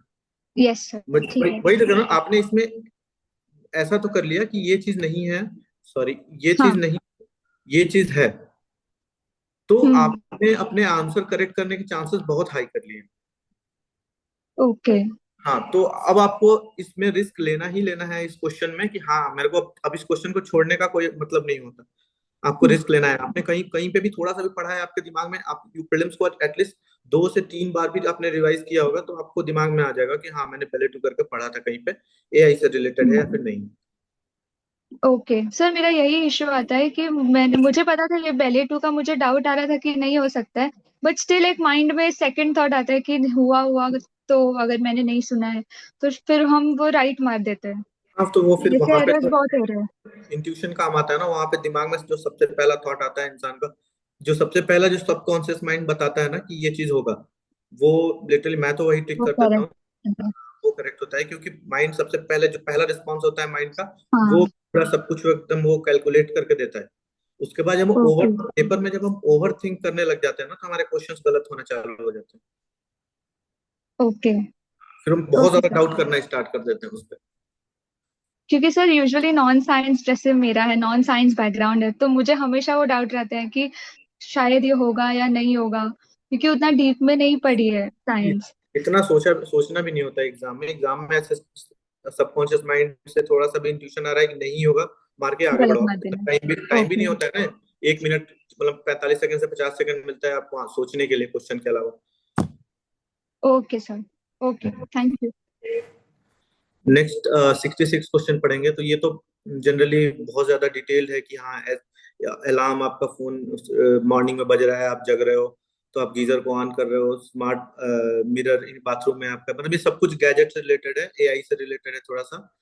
तो अब इसमें ऑप्शंस देखेंगे, आपने क्वेश्चन अगर आप पढ़ोगे तो आपको समझ में आ जाएगा कि सब कुछ ऐसे एलेक्सा मॉडल पे सब बात कर रहा है, ऑटोमेटिक जो चीजें चल रही है।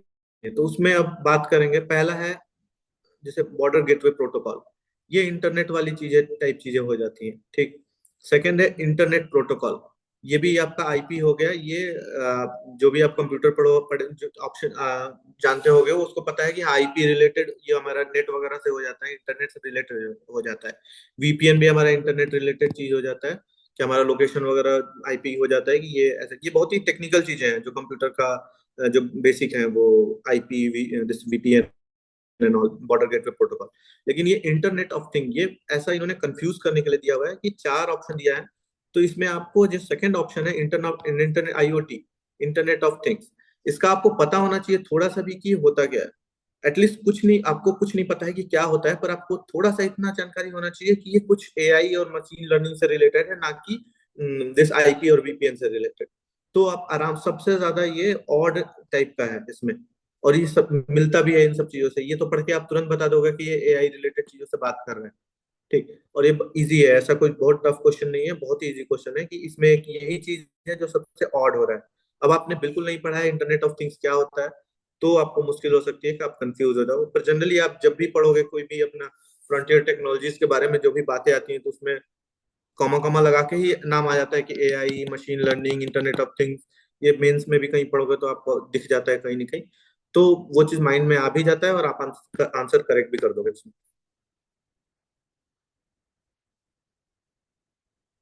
नेक्स्ट क्वेश्चन है 67। तो इसमें with reference to solar power production, India is the third largest in the world in the manufacturing of silicon wafers used in the photovoltaic units, ठीक। Second, the solar power tariff are determined by solar energy corporation of India. तो सबसे पहला option है, इसमें बोल रहा है कि इंडिया थर्ड लार्जेस्ट है, लेकिन हमने सुना है कि लिटरली गवर्नमेंट बहुत ज्यादा फोर्स कर रही है, ऐसे पीआईएल्स वगैरह स्टार्ट कर रही है कि हम ये चीज मैन्युफैक्चर करें अपने इंडिया में। ठीक, हम जो प्रीलिम्स में पढ़ते हैं चीजें, जरूरी नहीं है कि वही है। हम लिटरली जो चीजें न्यूज में देख लेते हैं या फिर मेंस में भी बहुत सारी चीजें पढ़ते हैं, मेंस में भी ऐसे क्वेश्चंस आप पढ़ते रहोगे कि दिस सोलर एनर्जी में हमारे क्या क्या कांस्टेंट है, तो उसमें भी कोई ना कोई आपको पॉइंट देखने को मिल जाता है जिसमें एक्सप्लेन किया रहता है कि ये चीजें हम चाइना से इंपोर्ट कर रहे हैं या हमारी मैन्युफैक्चरिंग कम है। तो थोड़ा सा ये एक तो फैक्चुअल है, ऊपर से थोड़ा सा भी जिसको पता है वो बता बता देगा कि नहीं, सिलिकॉन वेफर्स हमारे यहाँ बहुत कम प्रोड्यूस होते हैं या फिर ऑलमोस्ट ना के बराबर होते हैं, या कोई पर्टिकुलर एजेंसी ही प्रोडक्ट प्रोड्यूस करती है, वो भी थोड़ा हाई कॉस्ट में। तो ये आंसर हम ये गलत कर सकते हैं कि हाँ ये गलत है।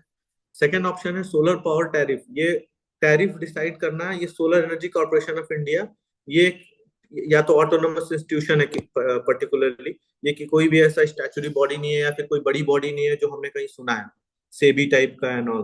तो इसका काम डिटर्मिनेशन हो ही नहीं सकता। एक बार रिकमेंडेशन होता तो समझ में आता है कि हाँ रिकमेंड कर सकता है, एडवाइस कर सकता है, पर डिटरमाइन करना इतनी छोटे से ऑर्गेनाइजेशन के बस की बात है नहीं। तो लिटरली इसको भी ऐसे गलत कर सकते हैं कि नहीं, ये चीज भी सही नहीं होगी। तो इसमें नाइदर वन और नाइदर टू हो जाएगा।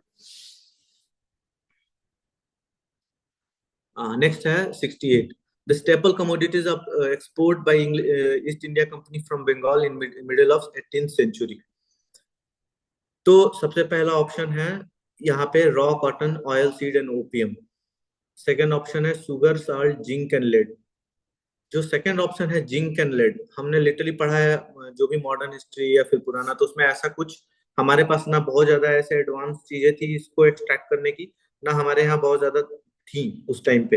तो ऐसा बोला जा सकता है कि सेकंड ऑप्शन गलत है, जिंक एंड लेड का ऐसे एक्सपोर्ट नहीं होता था इंडिया से। ठीक, कॉटन, सिल्वर, गोल्ड, इनकी बात करें ये एक्सपोर्ट होते थे, लेकिन यहाँ पे स्टेपल कमोडिटीज ऑफ एक्सपोर्ट की बात कर रहे हैं, तो लिटरली ये चीज एलिमिनेट हो जाता है। बच आपका raw cotton, oil seed and opium, यहाँ पे है कॉटन, सिल्क, साल्टपेटर, ओपियम। तो जनरली हम देखेंगे तो ऑप्शन इसमें अब ए और डी में आपका कंफ्यूजन हो जाता है कि ऑयल सीड किया जाता था कि नहीं पर्टिकुलरली, लेकिन हम अगर आप पढ़ोगे, आप बिहार वगैरह से साल्टपेटर बहुत ज्यादा होते थे, सिल्क भी इंडिया से होता था, कॉटन भी इंडिया से होता था, ओपियम तो होता ही होता था। तो ये ऑप्शन ज्यादा सही लग रहा है कि हाँ डी मार सकते हैं, ये चार चीजें होती थी। ऑयल ये बहुत ही क्लोज है, raw cotton, oil seed and opium वाला। तो इसमें भी आपको थोड़ा सा बोल लेना है कि ऑयल सीड में ही पूरा गेम टिका हुआ है कि ऑयल सीड करते थे कि नहीं करते थे। तो आप मैंने लिटरली मैंने पढ़ा हुआ है, आप मॉडर्न हिस्ट्री पढ़ोगे तो इसमें आपको चारों, ये साल्ट पीटर की बात तो स्पेशली लिखी हुई है कि हाँ ये बिहार से एक्सपोर्ट होता था, सिल्क कॉटन तो होता ही था, ओपियम तो इंडिया में ग्रो करते थे वो लोग और बाहर एक्सपोर्ट करते थे। तो जनरली ऑप्शन डी मारते हैं। इसमें भी थोड़ा सा कंफ्यूजन है फर्स्ट एंड डी में, पर ज्यादा सही डी आता है, तो इसका हो जाएगा D. Hello hello, hello sir, Sushmita इधर। हाय सुष्मिता। हाँ सर, मैं ये पूछ रही थी, जब जैसे यहाँ पे ए और डी में करेक्ट, तो हमने डी और सी को तो एलिमिनेट कर लिया। सपोज हमने ये सॉल्ट फिल्टर के बारे में नहीं पढ़ा है और हमने फिर भी मतलब ए और डी के ऑप्शन तक पहुंच गए, तो फिर बेस्ट कैसे, मतलब ये ऑयल सीड तो काफी क्लोजेस्ट ऐसे लगता है कॉमन सेंस नॉलेज से कि ये हो सकता है इस टाइम पे, ये ज्यादा जरूरी थी, मतलब ये सारी चीजें, ना कि मतलब वो सॉल्ट फिल्टर वगैरह। तो ऐसे टाइम पे कैसे मतलब हमें आंसर को चूज करना है? दो ऑप्शन पे आने आपकी के बाद आपकी आवाज बहुत क्लियर नहीं आ रही है, पर मैं जहाँ तक समझ पा रहा हूँ आप पूछ रहे हो कि साल्ट पीटर जो है वो बहुत ज्यादा कॉमन नहीं है। हाँ हाँ, ऑयल सीड कॉमन है ज्यादा यहाँ से। हाँ, तो हाँ ताकि तो वही, मतलब ये तो रॉ मटेरियल है, वैसे भी रॉ मटेरियल यहाँ पे जो ईस्ट इंडिया कंपनी थी यहाँ से ज्यादा एक्सट्रैक्ट करती थी ना, तो वो समझ के हम फर्स्ट ऑप्शन के ज्यादा क्लोज में जब पहुंच सकते हैं ना। हाँ हाँ, तो आप सही कह रहे हो कि रॉ कॉटन यूज होता है, पर इसमें रॉ कॉटन पे नहीं, गेम पूरा ऑयल सीड पे टिका हुआ है और साल्ट पीटर पे। ये चीज पर्टिकुलरली बुक्स में लिखी हुई है और काफी काफी जगह पे मेंशन भी है। इसलिए लिटरली आप वही है ना कि इसमें फिर डाउटफुल है, आपने अगर साल्ट पीटर के बारे में कहीं पढ़ा हुआ है तो ये चीज आप डिड्यूस करके यहाँ पे आ सकते हो कि हाँ ये है, अदरवाइज तो गलत होने के चांसेस इसमें है कि इंसान हो सकता है रॉ सोच के उस पे लगा दे, ऑयल सीड पे। यहाँ पे कॉटन होता ही था, सिल्क भी हमारे यहाँ से होता था, ओपीएम होता था। अब ये ऑयल सीड और सॉल्ट पीटर, इन दोनों में आपको ज्यादा चूज करना है कि क्या है। तो आप जब मॉडर्न हिस्ट्री आप जब भी पढ़ोगे, आपको ऑयल सीड नहीं मिलेगा कहीं पे लिखा हुआ आपके माइंड में। मतलब लिटरली मेरे माइंड में तो ऐसे, मैं पहली बार अगर इसको देखूं तो ऑयल सीड आएगा नहीं, क्योंकि मैंने लिटरली कहीं पढ़ा नहीं है बहुत ज्यादा। साल्ट पीटर मेरे दिमाग में आता है क्योंकि लिटरली मैंने उन सब वर्ड्स के बीच में कहीं ना कहीं सुना हुआ है कि साल्ट पीटर जो था वो एक्सपोर्ट होता था। तो ऐसे आ सकता है, अदरवाइज फिर तो ये फिर फैक्ट बेस्ड है पूरा पूरा। Okay sir, thank you. Next है चंपारण सत्याग्रह। तो चंपारण के बारे में हमने पता है कि हाँ गांधी जी ने किया था, पीजेंट्स रिलेटेड था चंपारण, क्योंकि गांधी जी तुरंत आए थे, उन्होंने पीजेंट्स कॉज के लिए ये फाइट किया था, ये सत्याग्रह। तो थोड़ा सा भी हमें आइडिया है इसके बारे में। तो सबसे पहला ऑप्शन है एक्टिव ऑल इंडिया। इसमें क्या सही है पूछा गया है, active all India participation of lawyers, students and women. तो हमें पता है कि चंपारण सत्याग्रह हुआ था, गांव में हुआ था, तो उसमें लॉयर, स्टूडेंट और वुमेन, इनको काफी टाइम लगा था आने में। हमारे फ्रीडम स्ट्रगल में बहुत इनिशियल टाइम से लॉयर्स, स्टूडेंट और वुमेन बहुत ज्यादा नहीं इन्वॉल्व थे। और चंपारण के बारे में थोड़े से भी पढ़ा होगा किसी ने तो पता है कि हाँ ये पीजन से रिलेटेड था। चंपारण, खेड़ा या अहमदाबाद का जो भी हुआ था, तो इसमें कुछ बड़ा ऑल इंडिया पार्टिसिपेशन नहीं था।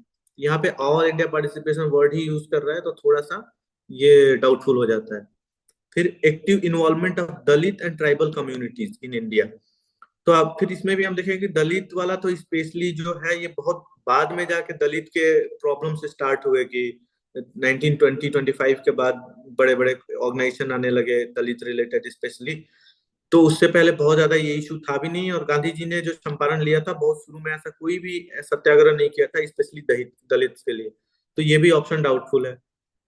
फोर्थ है ड्रास्टिक। यहाँ ड्रास्टिक यूज वर्ड ही यूज किया, तो फिर सोचने का ऑप्शन ही नहीं बचता है। ड्रास्टिक हो गया, स्पीडली हो गया, ऐसे वर्ड यूज कर रहा है यूपीएससी, तो बहुत ही डाउटफुल हो जाता है कि ये चीज गलत ही होगा। तो बच रहा है सी आंसर मानेंगे। ये पीजन से रिलेटेड था भी, हमें पता भी है, थोड़ा सा भी हमने कहीं पढ़ा होगा चंपारण के बारे में, तो हमें पता है कि हाँ ये पीजन रिलेटेड था। तो इसका आंसर हो जाएगा सी।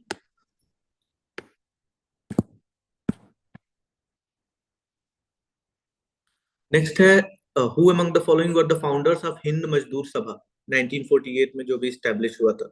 तो हिंद मजदूर मजदूर सभा, ये तो प्रॉपर फैक्चुअल है, इसमें कुछ भी नहीं बता सकते कि ये लिटरली किसने किया था। आपको पता है तो ठीक है, अदरवाइज थोड़ा सा जो ट्राई कर सकते हैं इसको डिड्यूस करने का, वो हो सकता है कि मजदूर सभा। मजदूर हमारे यहाँ इधर नॉर्थ इंडिया में यूज होता है मजदूर वर्ड। और ये यहाँ पे जो थर्ड ऑप्शन हो जाएगा, ये रामास्वामी, कामराज, वीरेसालिंगम, पंतुलु हैं, ये सारे साउथ इंडियन वर्ड नाम हैं सारे के सारे। तो एक बार इसको एलिमिनेट किया जा सकता है, थोड़ा सा क्लोज हो सकता है वन बी, एक पहला में, दूसरे में और तीसरे में। फिर थर्ड है मजदूर सभा वाला रिलेटेड। तो जयप्रकाश नारायण, एम एन रॉय का बहुत ज्यादा कंट्रीब्यूशन लास्ट में 48 में नहीं था। ये चीज आप देखोगे कि 1948 के टाइम पे जाके एम एन रॉय बहुत ज्यादा कोई कंट्रीब्यूशन नहीं था। और ये बहुत ही पॉपुलर नाम से जयप्रकाश नारायण, दीन दयाल उपाध्याय। तो अगर इन्होंने कुछ स्टार्ट किया है तो वो चीज तो हमने कहीं ना कहीं पढ़ी होती। तो ये भी थोड़ा सा डाउटफुल हो जाता है कि हिंद मजदूर सभा इन्होंने किया था। और लिटरली फिर ऑप्शन आ जाता है आपका ये ए और डी में। अब लिटरली ए और डी में आपको थोड़ा सा देखना है कि क्या ऑप्शन हो सकता है। इसमें भी आपको अगर ऐसा यूज करोगे कि मतलब मैं ऐसे यूज करूं कि केसी जॉर्ज है, ऐसे नाम है, पिल्लई है, चाहे ये भी साउथ इंडियन ऐसे नाम है, चाहे फिर जैसे एंग्लो इंडियन नाम लग रहे हैं, और वो हिंदू मजदूर सभा यूज करेंगे वर्ड, ये भी थोड़ा सा डाउटफुल है। तो मैं मार सकता हूँ कि हाँ ये चीज हो सकता है, अशोक मेहता, जीजी मेहता और रामानुजम ने किया होगा। तो ये इन दोनों में बहुत क्लोज है, ये चीज तो दो ठो हटा सकते हैं। फिर यहाँ से आपको ऐसे थोड़ा सा इंटेलिजेंट गेस लेना पड़ेगा, रिस्क लेना पड़ेगा कि किस में मारे। फिर भी आपके चांसेस थोड़ा सा हाई हो जाते हैं, एटलीस्ट ये सी तो इजीली एलिमिनेट हो जाता है कि ये हट जाएगा। ये प्रॉपर फैक्चुअल है। इसमें जनरली मैंने ये पैटर्न देखा हुआ है, हो सकता है बाद में चेंज भी हो जाए और गलत भी हो जाए, कि जनरली तो अगर 2018 में ऐसा सिंपल क्वेश्चन पूछ रहा है वन वर्ड, जिसमें जैनिज्म से है कि बुद्धिज्म से है कि किस चीज से रिलेटेड, तो 17 में कोई क्वेश्चन आया तो उसमें बुद्धिज्म होता है, 18 में आया उसमें जैनिज्म हो जाता है, 19 में आया फिर बुद्धिज्म, 20 में आया वो जैनिज्म। ये वाला पैटर्न मैंने देखा है, पर मैं रिकमेंड नहीं करूंगा कि उसमें ट्राई करो। और थोड़ा सा आंसर की तरफ जाने के लिए, सही आंसर की तरफ जाने के लिए एक बार सोच सकते हैं। पर मैं रिकमेंड लिटरली ये नहीं करूंगा कि ऐसे ट्रिक्स पे थोड़ा सा ट्रस्ट करो आप। तो ये पूरा मैं कहूंगा कि फैक्चुअल है पूरा का पूरा। आता है तो ठीक है, otherwise you can skip. 72 number question है। पहला ऑप्शन है white marble was used in making Buland Darwaza and Khanqah at Fatehpur Sikri. Second option है red sandstone and marble was used in making Bara Imambara and Rumi दरवाजा एट लखनऊ। तो आपको थोड़ा सा इस चीज में टाइम पीरियड देखना पड़ेगा कि कब व्हाइट मार्बल स्टार्ट हुआ था, कब रेड सैंडस्टोन स्टार्ट हुआ था। व्हाइट मार्बल ये फतेहपुर सिकरी एंड ऑल जो डेवलपमेंट्स हैं ये मुगल टाइम के हैं, ये हम चीज जानते हैं कि मुगल ने ये फतेहपुर सिकरी के बारे में ये सब डेवलपमेंट किया था। और मुगल टाइम में ही व्हाइट मार्बल का यूज होता था, बहुत एक्सटेंसिव। ताजमहल के बाद स्टार्ट हुआ था कि हाँ उस टाइम से शाहजहां से व्हाइट मार्बल वगैरह यूज होना स्टार्ट हुआ था, तो कह सकते हैं कि हाँ उस टाइम पे बनाया गया। सेकंड ऑप्शन है red sandstone and marble was used in making Bara Imambara and Rumi दरवाजा एट लखनऊ। लखनऊ के नवाब जो अब नवाब थे अवध के, उन्होंने ये सब यूज किया था। और थोड़ा सा उनका ऐसे बहुत ज्यादा मुगल ओरिएंटेशन नहीं था, वो थोड़ा अलग हटके करना चाहते थे, तो उन्होंने व्हाइट मार्बल वगैरह बहुत ज्यादा यूज नहीं किया, रेड सैंडस्टोन यूज किया था। ये फैक्ट है, ये मुझे पता है, तो मैं आंसर डिड्यूस कर पा रहा हूँ। अदरवाइज ये भी थोड़ा सा फैक्चुअल है कि इसमें आंसर क्या होगा, ये थोड़ा सा वहीं पे ऑन स्पॉट गेस करना पड़ जाएगा कि क्या कर सकते हैं इसमें। तो ये भी कहीं ना कहीं फैक्चुअल है। और art and culture and modern history और पॉलिटी, ये तीनों सब्जेक्ट ऐसे हैं कि इसमें तो ट्रिक्स यूज नहीं होते हैं और पूरा फैक्ट कहीं ना कहीं होता है। और ये ऐसे क्वेश्चंस भी आते हैं कि हमें नहीं पता होता कहाँ से उठा के दे रहे हैं। अगर टोटल 10 क्वेश्चंस आ रहे हैं art and culture and modern history मिला के, तो ऑलमोस्ट 2 या 3 क्वेश्चन होंगे जो बुक से आ रहे होंगे, बाकी सब थोड़ा सा कहीं दूसरी जगह से फैक्ट उठाते हैं ये, क्योंकि इसमें फैक्चुअल चीजें बहुत मिल जाती है आर्ट एंड कल्चर और मॉडर्न हिस्ट्री में, तो ईजी होता है इनके लिए। पॉलिटी में ये फैक्ट बाहर से नहीं ला सकते हैं, जो कॉन्स्टिट्यूशन में लिखा हुआ है वही चीज वो यूज कर सकते हैं, तो वो बहुत ही प्रेडिक्टेबल पेपर हो जाता है। इकोनॉमी भी प्रेडिक्टेबल हो जाता है, क्योंकि उसमें भी जो कॉन्सेप्ट है वो कॉन्सेप्ट है, उससे बाहर के अलग कॉन्सेप्ट नहीं है। इकोनॉमी में जो कॉन्सेप्ट पहले से बने आए हुए हैं, बेसिक कॉन्सेप्ट हैं, सारे के सारे अभी भी वही हैं, कोई चेंज नहीं है। पर आर्ट एंड कल्चर में कोई लिमिट नहीं है फैक्ट की। तो मैं तो कहूंगा लिटरली बहुत ज्यादा अगर चीजें याद नहीं हो पा रही हैं, लोग काफी क्या करते हैं कि आर्ट एंड कल्चर किताब के पीछे पड़ जाते हैं कि ये फैक्ट नहीं याद हो रहा है, वो फैक्ट याद नहीं हो रहा है। इसमें ऐसे एक बार पढ़ के जा सकते हैं, 2 बार रिवाइज 3 बार रिवाइज कर लें, लेकिन बहुत ज्यादा पीछे भाग नहीं सकते कि ये रटना ही है मेरे को। उसके अलावा मतलब लिटरली जो एक्स्ट्रा टाइम है अगर पॉलिटी इकोनॉमी आर्ट इस पे इन्वायरमेंट पे दे तो वो ज्यादा बेनिफिशियल हो जाएगा। तो ये भी क्वेश्चन कहीं ना कहीं फैक्ट बेस्ड है। नेक्स्ट ये भी आ गया 73 क्वेश्चन। इसमें भी मैंने जब पहली बार देखा था तो मेरे को ऐसे डाउट हुआ था कि ये जीन और जीन ये 2 ऑप्शन है, तो मैंने एलिमिनेट ट्राई किया था कि इसको एलिमिनेट करूं, पर ये भी मेरा ऐसा इंस्टिंक्ट था, पर्टिकुलर इसका कोई वो ट्रिक नहीं है कि यही आंसर होगा। तो जनरली यूपीएससी ऐसे कई बार करता है कि 2 सिमिलर ऑप्शंस देता है कंफ्यूज करने के लिए, और इन्हीं में से कोई एक होता है। तो इन दोनों पे आया था मैं पहली बार में, लेकिन इनमें से भी सही आंसर कैसे आएगा जब आप जानते हो तो ठीक है, अदरवाइज ये ऐसे क्वेश्चन है थोड़ा सा इनको स्किप कर सकते हैं। नेक्स्ट 74 आर्ट एंड कल्चर का, लिटरली ये भी प्रॉपर फैक्चुअल क्वेश्चन है, लेकिन ये मैत्रेय, लेकिन ये बहुत ही कॉमन है, ये प्रॉपर बुक में मिलेगा भी आपको कि मैत्रेय जो है वो फ्यूचर बुद्धा थी। और पास्ट बुद्धा के बारे में भी आप पढ़ लो, अगर फ्यूचर बुद्धा के बारे में क्वेश्चन आया हुआ है तो जो इमीडिएट पास्ट बुद्धा थे उनके बारे में पढ़ लो। और जो ये ऑप्शंस है आर्ट एंड कल्चर में, इन ऑप्शंस को भी आप अच्छे से पढ़ लो कि ये कौन थे, ये कौन थे, ये कौन थे, क्या इनसे क्या रिलेटेड है, ये किस चीज को इंडिकेट करते थे, इनका सिंबल क्या है। क्योंकि यूपीएससी ऐसे ही क्वेश्चन करता है, अगली बार ऑप्शंस में से उठा के और पूरा क्वेश्चन बना देता है। तो जब आप कोई भी प्रीवियस ईयर क्वेश्चन में ऐसे फैक्ट दे रहे हो तो आप उसके बारे में, इन सब ऑप्शंस के बारे में जरूर कहीं ना कहीं छोटे छोटे नोट्स बना, ये बुक में होते हैं। आर्ट एंड कल्चर मैंने नितिन सिंघानिया अगर पढ़ा है तो उसमें सब कुछ है, आपको बस थोड़ा सा उस पर ध्यान देना है कि हाँ ये इस टाइप की चीजें पूछ रहा है। सिमिलरली अगर ऐसे इसमें जैसे यहाँ पे 4 चीजें हैं तो इनमें से अगली बार आप चारों पढ़ के जाओगे कि हाँ यहाँ पे क्या जानवर बहुत यूनिक कोई जानवर मिलता है क्या, ये कहाँ है, इस टाइप से। तो ऑप्शंस को थोड़ा सा आप पढ़ना सीखो कि कैसे ऑप्शंस को इलेबोरेट करके थोड़ा सा नोट्स बना ले या पढ़ाई कर ले। नेक्स्ट क्वेश्चन है, सबसे पहले तो आपको क्वेश्चन पढ़ते समय अगर ये नॉट अप्लाई करके लिखा हुआ है तो इस पे बहुत अच्छे से ध्यान देना है, कई बार यही छोटी छोटी गलतियां होती हैं। तो सबसे पहले अगर क्वेश्चन आप पढ़ रहे हो, कोई भी क्वेश्चन हो नॉर्मल, तो उसमें आप देख लो ये करेक्ट की बात कर रहा है, नॉट करेक्ट की बात कर रहा है। अगर नॉट करेक्ट के बारे में बात कर रहा है तो तुरंत उसको यहाँ ऐसे अंडरलाइन कर दो ताकि आपको पता रहे। अब इसके बारे में पूछ रहा है सब्सिडेरी अलायंस के बारे में कि ये लॉर्ड वेल्लेसली ने इंट्रोड्यूस किया था। तो चारों ऑप्शन है इसमें। सबसे पहले इसका आंसर जो सही है ये वाला है, लेकिन मैं ऑप्शन पढ़ता हूँ। फर्स्ट ऑप्शन है to maintain a large standing army at others expense. हाँ, तो सब्सिडरी अलायंस में कहीं ना कहीं था कि वो अपनी आर्मी ले जाके खड़े कर देते थे किसी और के बाउंड्री पे, और कहते थे कि आप इसका पूरा खर्चा उठाएंगे। ठीक, उनका मेन यही चीज, यही पर्पस था कि अपने जो भी इनकी मिलिट्री थी उसका एक्सपेंस कम करना था, to keep India safe from Napoleonic danger. तो ये भी कहीं ना कहीं सही बात थी कि उस टाइम पे नेपोलियन से तो कहीं ना कहीं थोड़ा सा चांसेस थे कि वो अटैक कर दे इंडिया पे।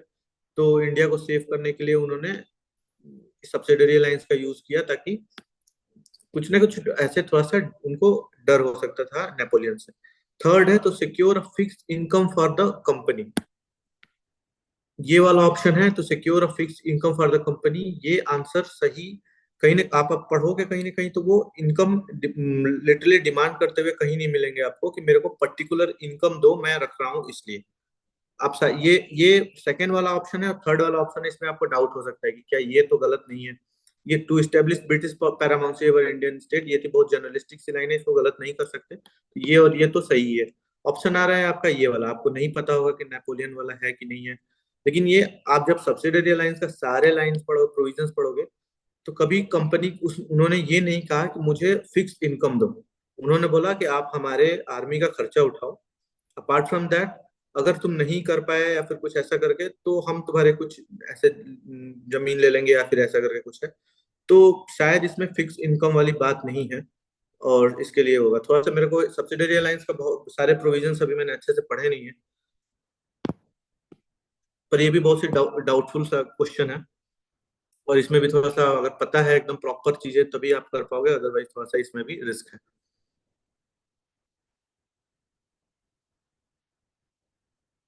ये वाला जो नेपोलियनिक डेंजर है, ये लिटरली मैं 2018 के पीवाईक्यू से उठा के अपने नोट्स में डाला था कि हाँ ये भी एक रीजन था।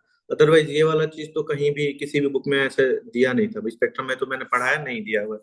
तो कुछ कुछ चीजें उठा के ऐसे नोट्स में डाल सकते हैं कि हाँ इस वजह से भी हुआ हो सकता है। और जरूरी नहीं है कि ये क्वेश्चन डायरेक्टली क्वेश्चन पूछ दे आपसे कि नेपोलियन डेंजर था कि नहीं था, पर ये छोटी चीजें आपको कहीं से पता होती है तो कोई दूसरी चीजें लिंक करके आप उसको सही कर सकते हो। कहीं ना कहीं चीजें लिंक कर देती हैं कि हाँ उस टाइम पे नेपोलियन था, इस टाइम पे लॉर्ड वेल्लेस्ले वेल्लेस्ले थे, उनके टाइम पे ही नेपोलियन था, कंटेम्पररी थे दोनों। ऐसे करके चीजों को लिंक हो सकता है। तो प्रीवियस क्वेश्चन का थोड़ा सा ऑप्शंस के बारे में भी पढ़ लो आप लोग। 76 क्वेश्चन है, which of the following led to introduction of English education in India. तो आपने अगर थर्ड वाला ऑप्शन पढ़ा है, ओरिएंटलिस्ट एंड इंग्लिशिस्ट की कंट्रोवर्सी के बारे में, इसमें आपको पता है कि दोनों ओल्ड स्कूल और नए जो इंग्लिश को फेवर कर रहे थे उन्होंने फाइट किया था, और जो इंग्लिशिस्ट थे वो विन किए थे, और वहां से स्टार्ट हुआ। तो थर्ड ऑप्शन कहीं ना कहीं सही सही होगा, तो ये सेकंड एलिमिनेट हो जाएगा। फिर चार्टर एक्ट ऑफ 1813 है, इसमें भी इंग्लिश एजुकेशन को इंट्रोड्यूस करने के लिए 1 लाख रुपए देने की बात करी थी।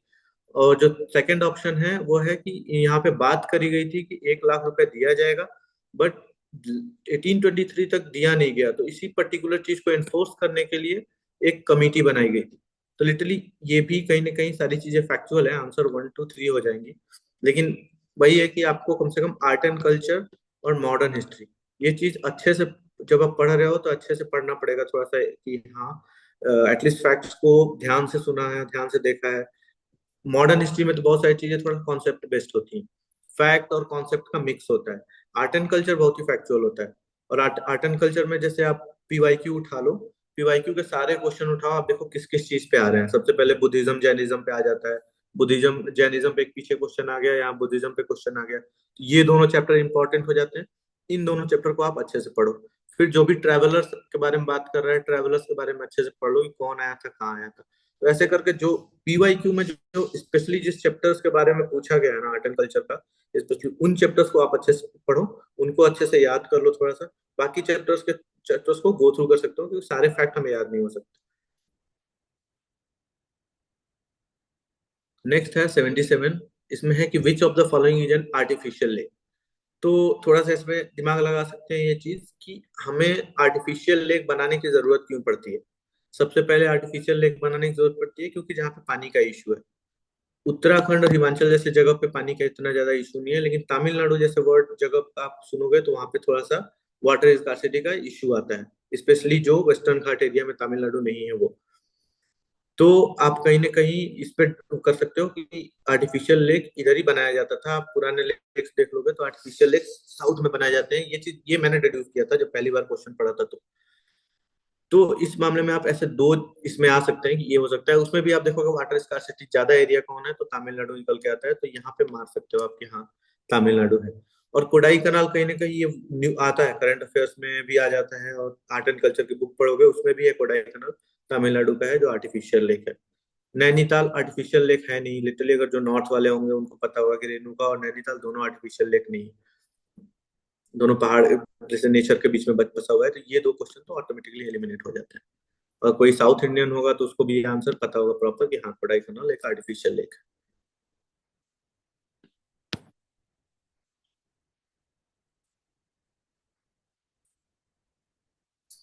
नेक्स्ट क्वेश्चन है, with reference to Pradhan Mantri Kaushal Vikas Yojana which of the following statements are correct. तो मैंने लास्ट जो पेपर लास्ट 50 क्वेश्चन जो मैंने किए थे उसमें भी कहीं ना कहीं 2 या 3 ऐसे क्वेश्चन आ गए थे जहां पे मिनिस्ट्री यूज हुआ है और वो गलत हुआ है। यहाँ भी सेम है, उन्होंने मिनिस्ट्री जनरली यूपीएससी में गलत ही होता है। पीछे भी आप 50 जो लास्ट क्वेश्चन किए गए थे फर्स्ट पहले वाले सेशन उसमें एटलीस्ट 2 क्वेश्चन ऐसे आए होंगे जिसमें मिनिस्ट्री के बारे में उन्होंने बात करी थी और वो स्टेटमेंट गलत हुए थे। तो एक बार ये चीज तो कहीं ना कहीं यूनिवर्सल सा बन गया है यूपीएससी में। पता नहीं 23 24 का पेपर एक बार डिस्कस करेंगे तो उसमें देखेंगे है कि नहीं है। तो जनरली जहां मिनिस्ट्री की बात आ जाती है वहां पे ऐसे रॉन्ग ही हो जाता है। तो ये 2 ऑप्शंस निकल जाते हैं। बाकी ये दोनों है, ये बहुत ही जनरल लाइंस है। प्रधानमंत्री कौशल विकास हमें पता है स्किल डेवलपमेंट के लिए है, और ये aims to regulate the competency of unregulated workforce of country to national skill qualification framework. ये बहुत ही जनरल लाइन है, इसको निगेट करना बहुत ही मुश्किल है। तो जनरली इसको 2 एंड 3 ही मार सकते हैं। इसमें कोई भी ऐसा बहुत बड़ा फैक्ट नहीं है सेकंड और थर्ड ऑप्शन में, तो इन दोनों को सही कर देंगे। नेक्स्ट है 79, ये भी फैक्चुअल है पूरा का पूरा। तो कहीं ना कहीं मैंने पिछली बार एक वन वर्ड वाले में आता है जो भी थोड़ा सा पॉपुलर चीज ज्यादा होती है ना यूपीएससी उस पर ध्यान देता है, चाहे वो गांधी जी हो, विजयनगर एम्पायर हो, अशोका हो गया, या फिर जो भी 4 ऑप्शन दिख रहे हैं उसमें से ज्यादा जो पॉपुलर चीज दिख रहा है। जैसे सेकंड क्वेश्चन ही था लास्ट के 50 क्वेश्चन जो किया था उसमें लाला लाजपत राय जो ऑप्शन था वो, उनके अलावा बाकी लोग उतने पॉपुलर नहीं थे। तो वो चीजें अगर आपको चीज दिख रही है ऑप्शन नहीं समझ में आ रहा है बिल्कुल जीरो आ रहा है तो आप जा सकते हो कि जो ज्यादा वेल नोन हो ज्यादा पॉपुलर चीज हो उस पर आप ऐसे टिक मार सकते हो। अगर आपको रिस्क लेना है, लग रहा है कि नहीं मेरे क्वेश्चंस बहुत कम हुए हैं और मुझे क्वेश्चन अटेम्प्ट करना ही है, तो बाकी आप इसमें थोड़ा सा मार सकते हो आप लोग। और उसमें थोड़ा सा अगर उसमें यूज करें कि क्या ऐसा चीज था, थोड़ा सा इसमें फैक्चुअल वाले में मुश्किल हो जाता है ट्रिक लगाना है नॉल।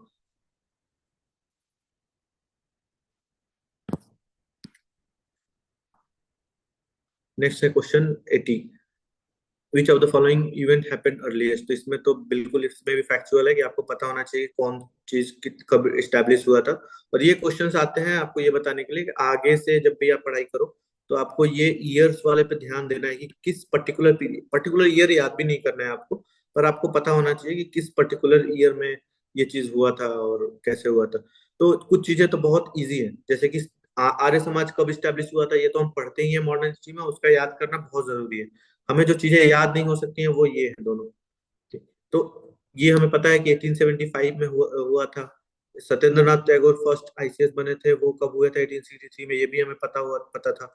जनरली बहुत ही जनरल है और लाइक आता रहता है नोट्स में, तो ये पता चल जाएगा। तो ये चीज एक आप एलिमिनेट कर गए कि नहीं, सॉरी एक एलिमिनेट कर गए आप कि 1875 वाला 1863 से पहले। अब बाकी आपका चांसेस थोड़े से बढ़ गए कि इन तीनों में से आप कोई ट्रिक मारोगे तो आपके आंसर सही होने के ज्यादा चांसेस है। तो मैं तो रिकमेंड करूंगा कि अगर किसी ने एक भी ऑप्शन एलिमिनेट कर लिया आउट ऑफ 4 तो लिटरली उस क्वेश्चन को कर ही देना चाहिए फिर। तो इसका आंसर है बी, ये भी पूरा फैक्चुअल है। और कहीं ना कहीं आप पढ़ोगे ये सब चीजें, बुक तो पढ़ते ही है लिटरली कब कौन लिखा किसने लिखा था और वो आदमी किसके कंटेम्प्ररी हैं, ये चीज अगर थोड़ी सी पता हो तो और ज्यादा बढ़िया हो जाती है। अदरवाइज ये थोड़ा सा फैक्चुअल क्वेश्चन हो जाता है। नेक्स्ट क्वेश्चन है 81, आप साइंस एंड ये आर्ट एंड कल्चर हो गया, मॉडर्न हिस्ट्री हो गया, ये क्वेश्चन ऐसे आते हैं, फैक्चुअल आते हैं, तो इसमें गलत होने के चांसेस बहुत ज्यादा होते हैं। पर बाकी ये जो ईवीएस हो गया, पॉलिटी हो गया और इकोनॉमी हो गया, ये 3 सब्जेक्ट है, अच्छे से करो, इसमें क्वेश्चंस आराम से चले आते हैं। और करंट अफेयर जो आपके पूरे साल के किसी पर्टिकुलर जिस भी जहां से भी पढ़ रहे हो आप चीज, वो चीज आप अच्छे से कर लो तो बहुत सारे क्वेश्चन सॉल्व होने के चांसेस ज्यादा हो जाते हैं। जैसे कि ये 81 क्वेश्चन है इन्वायरमेंट से रिलेटेड, ये कॉमन सेंस से ऐसे हो जाता है। जैसे which of the following are possible consequences of heavy sand mining in river bed. ठीक है, सैंड माइनिंग एक ऐसी चीज है जो इन्वायरमेंट को खराब करती है, ये चीज हमारे दिमाग में है। तो सबसे पहला ऑप्शन है इसमें डिक्रीज सैलिनिटी इन रिवर। ठीक, रिवर फ्रेश वाटर होता है, यूज होता है हमारे बाथिंग के लिए, ड्रिंकिंग वाटर के लिए, चाहे जो भी किसी भी पर्पज के लिए। अगर वो ज्यादा सलाइन हुआ मतलब वो और खराब हुआ, यूज करने लायक नहीं है। अगर वो चीज यूज करने लायक नहीं है मतलब कहीं ना कहीं वो चीज मतलब हमें सैंड माइनिंग के हो जाता है, फेवर में जाता है। अगर सैंड माइनिंग करेंगे तो वो कहीं ना कहीं रिवर को खराब करेगा, और वो मिलता जुलता है इस चीज से। अगर सैलिनिटी इंक्रीज हो रही है, इसका मतलब है कि हाँ ये इस हजारदस चीजों से मिलता मिलता जुलता चीज है। पर ये इसका पे उल्टा हो रहा है कि सैलिनिटी को डिक्रीज कर रहा है, यानी कि फ्रेश वाटर में कन्वर्ट कर रहा है। तो ये बहुत अच्छी चीज होगी ना कि हम सैंड माइनिंग कर रहे हैं और हमारा पानी और ज्यादा फ्रेश होता जा रहा है। ये तो लिटरली गलत है, तो ये पहला ऑप्शन वैसे भी एलिमिनेट हो जाता है। पहले ही ऑप्शन एलिमिनेट करोगे तो 1 2 3 एलिमिनेट हो जाएगा, यहाँ पे आंसर बचेगा 2 एंड 3। 2 एंड 3 बहुत ही जनरल है कि हाँ सैंड माइनिंग करेंगे तो पॉल्यूशन होगा ही, और सैंड माइनिंग करेंगे तो वाटर टेबल डाउन जाएगा ही। तो इसका आंसर हो जाएगा बी। ये लिटरली कॉमन सेंस क्वेश्चन है, इसमें जानने की जरूरत भी नहीं है कि आंसर क्या होता है।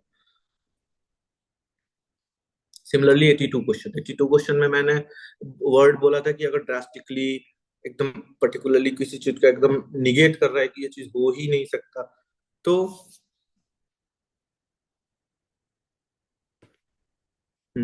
तो ऐसे कह सकते हैं कि ये कहीं ना कहीं गलत है। तो इसमें ये वर्ड यूज किया है इसने ड्रास्टिकली, एलिमिनेट करेंगे वैसे ही आंसर आ जाएगा 3।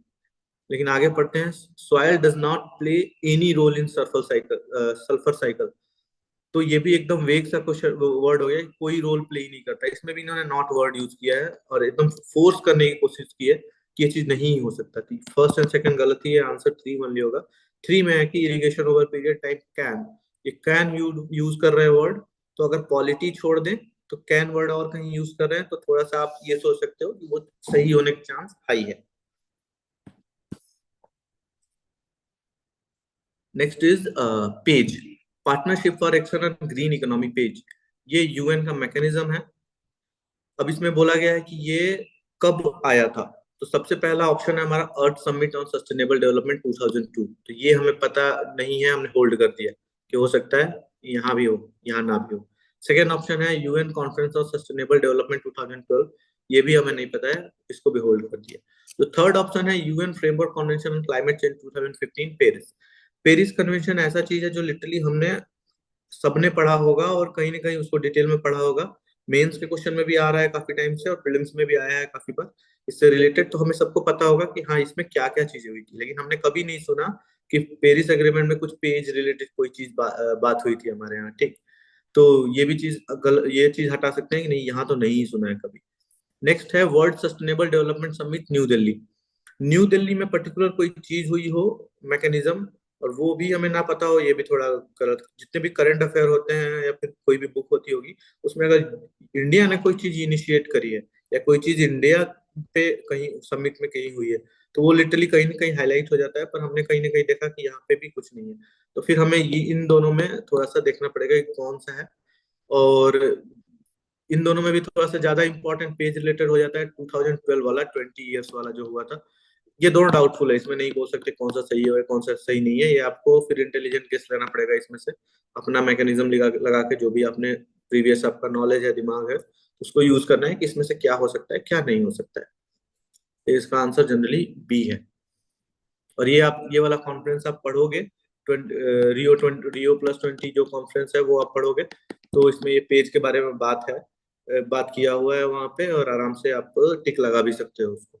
तो आप जो भी जैसे रियो कॉन्फ्रेंस हुआ था, रियो+10 है, रियो+20 है, पेरिस एग्रीमेंट हो गया, ये कुछ इंपॉर्टेंट एग्रीमेंट्स हो जाते हैं जिनको आपको पढ़ना ही है, और उसमें जितने भी मैकेनिज्म यूज हुए हैं सबको आपने पढ़ लेना है। अब आगे आप कभी भी जब भी आप पेपर देने जाओगे तो आप कोशिश करोगे कि ये चारों के बारे में थोड़ा सा अच्छे से पढ़ के जाओ। ये चारों यूपीएससी ने यूज किया है अगर कहीं ना कहीं, तो हो सकता है पेपर में बना के देगी। अगर एक भी क्वेश्चन हमारा मिल जाता है इससे रिलेटेड तो फिर बहुत बड़ा एडवांटेज होगा पीवाईक्यू पढ़ने का। नेक्स्ट क्वेश्चन है 3D प्रिंटिंग एप्लीकेशन के बारे में, क्या क्या यूज हो सकता है। बना सकते हैं, बायोनिक ईयर्स भी बना सकते हैं, ऑटोमोबाइल इंडस्ट्री में भी यूज हो सकता है, सर्जरी में भी यूज हो सकता है, और डाटा प्रोसेसिंग में भी यूज हो सकता है। निगेट कर ही नहीं सकते कि यहाँ यूज नहीं होगा, तो इसका आंसर जनरली डी ही होता है साइंस एंड टेक में। कोई पर्टिकुलर ईयर आएगा, जरूर आया होगा जहाँ पे यूपीएससी ने ट्राई किया होगा कि इसको ब्रेक डाउन करे, लेकिन कर नहीं सकता, बहुत ज्यादा ब्रेक डाउन नहीं कर सकता। कुछ कुछ एक दो क्वेश्चंस में यूपीएससी ऐसा कर सकता है कि कोई पर्टिकुलर एक ऐसा चीज दे देगा जो चीज नहीं होता हो, गलत नहीं होता होगा, और यहाँ पे हम सारा टिक करेंगे 1 2 3 4 5 बट आंसर बी ही होगा। रेयरली ऐसा होगा कुछ कुछ जगहों पे, पर most of the time UPSC ऐसा ही करेगा। कैन यूज किया है तो लिटरली हम अपना भी दिमाग लगा सकते हैं कि एकदम निगेट नहीं किया जा सकता कि ये चीज नहीं होगा। नेक्स्ट है, सर मतलब sir most of the time सारे ऑप्शंस सही होंगे ऐसा बोल रहे हो आप? हाँ most of the times option सही होंगे, उसमें भी आपको अपना माइंड लगाना है कि किस चीज के पर्टिकुलर बारे में बात कर रहे हैं। अब ओके 3D, हाँ 3D प्रिंटिंग के बारे में बात कर रहा है जो कि बहुत ही नेसेंट स्टेज पे है, इसका हमें हाँ किसी को नहीं पता कि क्या इसके पोटेंशियल्स हैं, तो इसमें चांस ज्यादा है कि सारे सही हो जाए। अगर कोई ऐसी चीज के बारे में साइंस एंड टेक में बात कर रहा है जो एकदम बहुत ही प्रॉपरली डेवलप्ड है, जो उसके बारे में हम सब कुछ जानते हैं, अब उसको एक्सप्लोर करने की, हम बहुत ज्यादा एक्सप्लोर उसको नहीं कर सकते हम, तो उसमें अब पर्टिकुलर उसमें यूपीएससी कर सकता है कि ये जो ऑटोमोटिव इंडस्ट्री है, और इस ऑटो इंडस्ट्री में इसको यूज कर सकते हैं कि नहीं यूज कर सकते, ये चीज आपको अगर पता होगा, वो जब आप यस कोई चीज पर्टिकुलरली डेवलप्ड होगा, कोई भी टेक्नोलॉजी ले लो या फिर कुछ भी ले लो जिसपे आप ज्यादा एक्सप्लोर नहीं कर सकते, तो उसमें हमें पता होगा कि हाँ ये चीज यहाँ पे यूज नहीं हो सकता। अगर यूज हो सकता है तो 20 साल से 25 साल से टेक्नोलॉजी यूज हो रही है, और कहीं ना कहीं हमने यूज कर लिया होता, पर अभी तक नहीं हुआ है। और सर यूजुअली करंट अफेयर से ही आएंगे ना ऐसे क्वेश्चंस? हाँ करंट अफेयर से यूजुअली आएंगे, 3D प्रिंटिंग भी अभी न्यूज में चल रहा है, हाँ तो करेक्ट। ये करंट अफेयर से ही क्वेश्चन जनरली आते हैं। पुराने कोई टेक्नोलॉजी को यूज करके क्वेश्चन नहीं करे, ये बहुत ही रेयर है। Okay sir. नेक्स्ट है Barren Island volcano. Pardon me, मुझे बस 1 मिनट आप लोग होल्ड रखना है।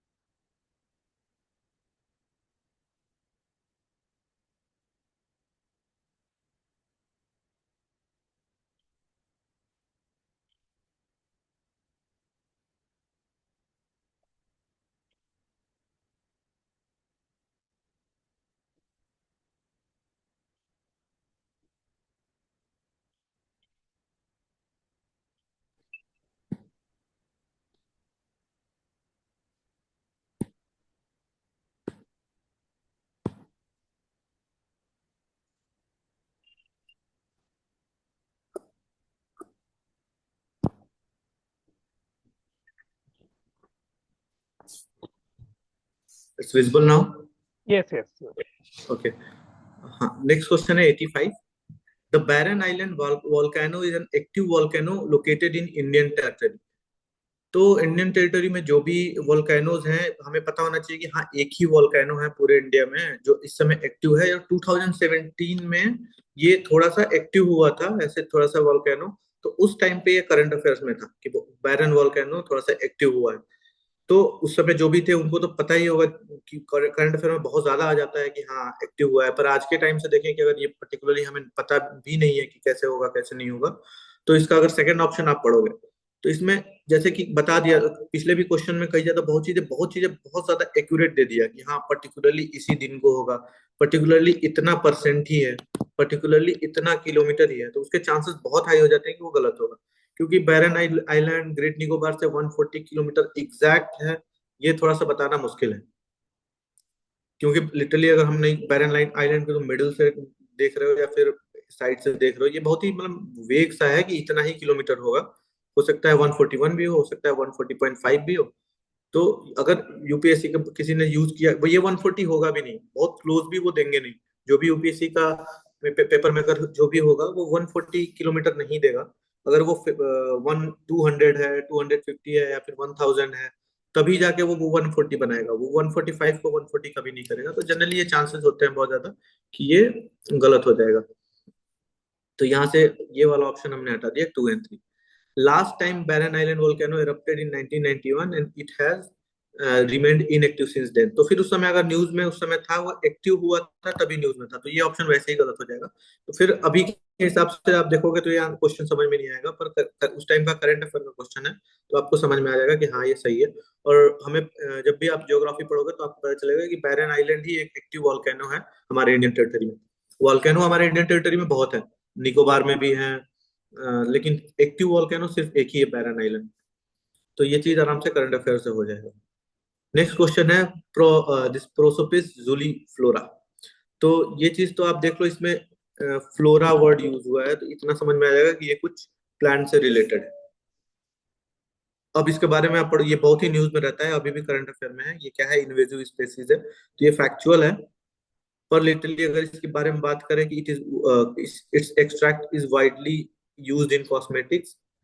अब आप समझो कि कोई अगर कोई भी चीज ये न्यूज में है तो वो इसलिए न्यूज में नहीं होगी कि उससे कॉस्मेटिक बनता है। वो पर्टिकुलरली कोई चीज इफेक्ट कर रही होगी या फिर कुछ तो कर रही होगी, ये मेंशन्ड इन न्यूज में है इसलिए कॉस्मेटिक। तो कम से कम 1000 ऐसी प्लांट्स होंगे जिससे होता होगा, तो ये पर्टिकुलर न्यूज में कॉस्मेटिक बनाने के लिए इसको क्यों न्यूज में लाएंगे। सिमिलरली इसको पेस्टिसाइड बनाने के लिए क्यों न्यूज में लाएंगे। अगर ये मेंशन्ड इन न्यूज है तो कुछ तो प्रॉब्लम कर रहा होगा, या तो बहुत अच्छा कर रहा होगा या तो कुछ बड़ा प्रॉब्लम कर रहा होगा। और यहाँ पे हमें बी ही ऑप्शन है जो दिख रहा है कि प्रॉब्लमेटिक है, ये हमारे बायोडाइवर्सिटी को रिड्यूस कर रहा है, यानी कि ये इन्वेजिव स्पीशीज है। तो फिर ये थोड़ा सा यहाँ से हम शॉर्ट डाउन हो सकते हैं इस पे कि हाँ बी ऑप्शन सही हो सकता है, क्योंकि ये बहुत ही मतलब थोड़ा सा कॉमन हो जाता है कि यूज होता है कि नहीं होता है ना। कोई पर्टिकुलर स्पेसिफिक रीजन पूछ रहा है तो ये बी वाला ऑप्शन सबसे ज्यादा वैलिड हो जाता है इस मामले में। Next is 87। Most of the coral reef are in tropical water. First hold करते हैं। More than 1/3 of the world coral reef are located in the territory of Australia, Indonesia and Philippines. Coral reef host far more number of animal phyla than those hosted by tropical rainforest। ये थोड़ा सा exception type का question है। एक rule बता रहा हूँ, generally मैंने ऑब्जर्व किया है कि अगर कोई भी एक एक बाउंड्री लेते हैं 50%, अगर कोई भी चीज बोल रहा है कि मोर देन 50% कहीं पे है तो यूपीएससी का जनरली वो रॉन्ग होने के चांसेस बहुत ज्यादा होते हैं। अगर लेस देन 50% की बात कर रहा है कहीं पे तो चांसेस बहुत होते हैं कि वो आंसर सही हो। तो अगर कोई भी चीज बोल दे कि 90% ऐसा होता है तो थोड़ा सा गलत होने के चांसेस हैं। अगर कोई चीज बोल दे कि 50% डाउन, 33%, 40% ऐसी चीजें हैं तो चांसेस हाई होते हैं। ये मैंने जनरल पैटर्न ऑब्जर्व किया है और जरूरी नहीं है कि हर जगह ये अप्लाई हो, पर जहाँ पे आपको नॉलेज नहीं है वहां पे ये चीज थोड़ा सा अप्लाई कर सकते हैं। ये थोड़ा फैक्चुअल चीज है। ये चीज कोरल रीफ के बारे में आपको पता होगा तो आपको पता होगा कि ट्रॉपिकल जो वाटर है वहां पे कोरल रीफ ज्यादा है। टेम्परेट और पोलर में कोरल रीफ होने के चांसेस बहुत कम है, क्योंकि कोरल रीफ को जो एक पर्टिकुलर 27 डिग्री का टेम्परेचर चाहिए। जब आपको पता होगा कोरल रीफ की रिक्वायरमेंट क्या होती है, सनलाइट चाहिए, 27 डिग्री का टेम्परेचर चाहिए, बहुत ज्यादा इंटरमिक्सिंग वाटर नहीं चाहिए। वो सबसे ज्यादा आपको ट्रॉपिकल वाटर में ही मिलेगा। टेम्परेट में टेम्परेचर बढ़ जाता है थोड़ा सा, और पोलर में तो आइसी होता है। तो जनरली पहला सही होने का चांस है।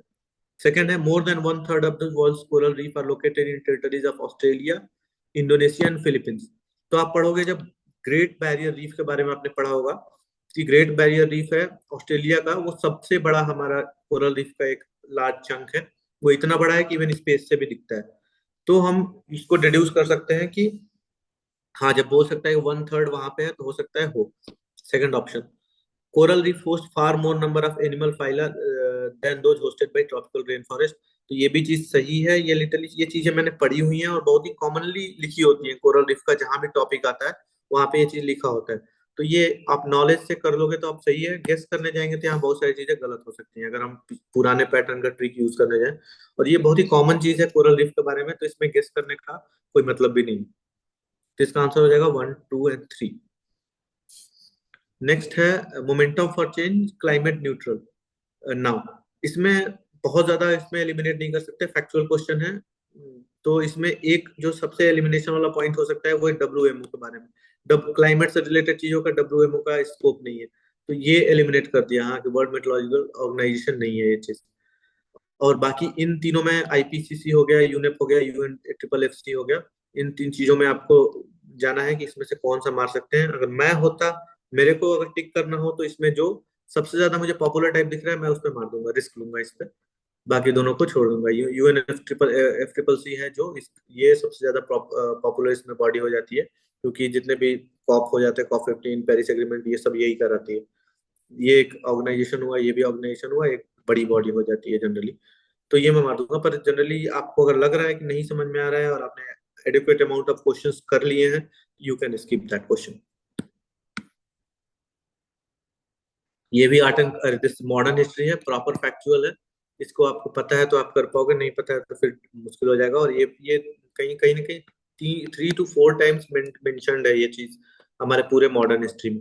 और ये वन लाइनर भी हो जाता है। मैं जैसे जनरली बोलता हूँ कि जब भी आप आगे से भी 2-2.5 महीने आपको जो भी ऐसी छोटी छोटी चीजें वन लाइनर फैक्चुअल चीजें दिखती है ना, चाहे मॉडर्न हिस्ट्री से, आर्ट एंड कल्चर से, या फिर कहीं भी, आप उसके अलग से ही नोट्स बना लो। आप पढ़ाई कर रहे हो, एक अलग से पेपर ले लो, साथ में उसके नोट्स बनाते जाओ कि हाँ ये कॉलेज इन्होंने बनाया था, इस ईयर में बनाया था, ये वाला कॉलेज इन्होंने बनाया था, इस ईयर में बनाया था, इन्होंने ये वाराणसी ने ये पर्टिकुलर ये वाला ये किया था, आप इसको लिख लो। तो वन लाइनर नोट्स आप बनाते चलोगे, बाद में जाकर बहुत हेल्पफुल हो जाता है। एटलीस्ट कुछ नहीं तो आपने अगर 10 पेज बनाया है उसमें से आपको 2 भी आंसर मिल जा रहे हैं, तो उसको कॉस्ट बेनिफिट अच्छा कहेंगे। नेक्स्ट है 90। तो 90 क्वेश्चन क्या है, जनरली मैंने बताया था कि अगर ऐसे 4 चीजें यूज कर रहे हैं, 4 फैक्ट ये ले आ रहे हैं, तो जनरल टेंडेंसी क्या होगी, किसी की भी, मेरी होगी या किसी को भी होगी, कि इसमें से 2 किसी को या तो गलत करेंगे या स्वैप करेंगे। 3 चीजों का सही होना बहुत मुश्किल है, 4 चीजों का भी सही होना भी बहुत मुश्किल है। तो जनरली क्या करते हैं कि अगर 4 ऐसे ऑप्शन है, जनरल टेंडेंसी है कि इसमें से 2 या तो स्वैप कर देंगे या तो गलत कर देंगे। अब ठीक है, हमें नहीं पता है क्या कर रहे हैं, ये ट्रिक अगर हम नहीं भी यूज करते हैं फिर भी हम ट्राई करेंगे कि थोड़ा सा इसको और एलिमिनेट करके देखा जाए क्या ऑप्शन ऑप्शन एलिमिनेट हो सकता है। तो क्रीमिया बहुत ज्यादा न्यूज में रहता है। किससे रिलेटेड है क्रीमिया? यूक्रेन रशिया से रिलेटेड लड़ाई वाला है कि, और इससे G8 से रशिया को निकाल दिया गया था, किस रीजन से निकाल दिया गया था, सब प्रॉपर एक स्टोरी है। जिसको भी, जिसने भी न्यूज़पेपर जो भी फॉलो करता होगा बहुत इजीली जान जाएगा कि क्रीमिया कहाँ है। तो लिटरली ये सेकंड वाला ऑप्शन एलिमिनेट कर देंगे इसमें। सेकंड एलिमिनेट करते ही 2 ऑप्शन एलिमिनेट हो जाते हैं आपके। ठीक, कैटलोनिया न्यूज में था उस टाइम पे, 2017 में बहुत ज्यादा न्यूज में था। इन दोनों का मुझे नहीं पता है उस टाइम में न्यूज था कि नहीं, लेकिन ये वन तो उस टाइम पे न्यूज में था और बहुत ज्यादा लोग, मतलब ऐसे कैटलोनिया नाम सुनते ही आ जाता है कि ये स्पेन में है। तो ये इसका फर्स्ट आंसर तो सही होगा, सेकंड नहीं होगा। कोई भी ऑप्शन जहाँ पे फर्स्ट नहीं है, सेकंड, फर्स्ट सही है और सेकंड नहीं है, वो सी ही है। तो जनरली आप सी पे मारोगे। ये क्रीमिया वाला चीज तो बहुत कॉमन है, और इतना तो आपको बेसिक पता होना चाहिए। इन 4 चीजों में से आपको अगर 1 या 2 भी पता हो ना तो आप आंसर निकाल सकते हो।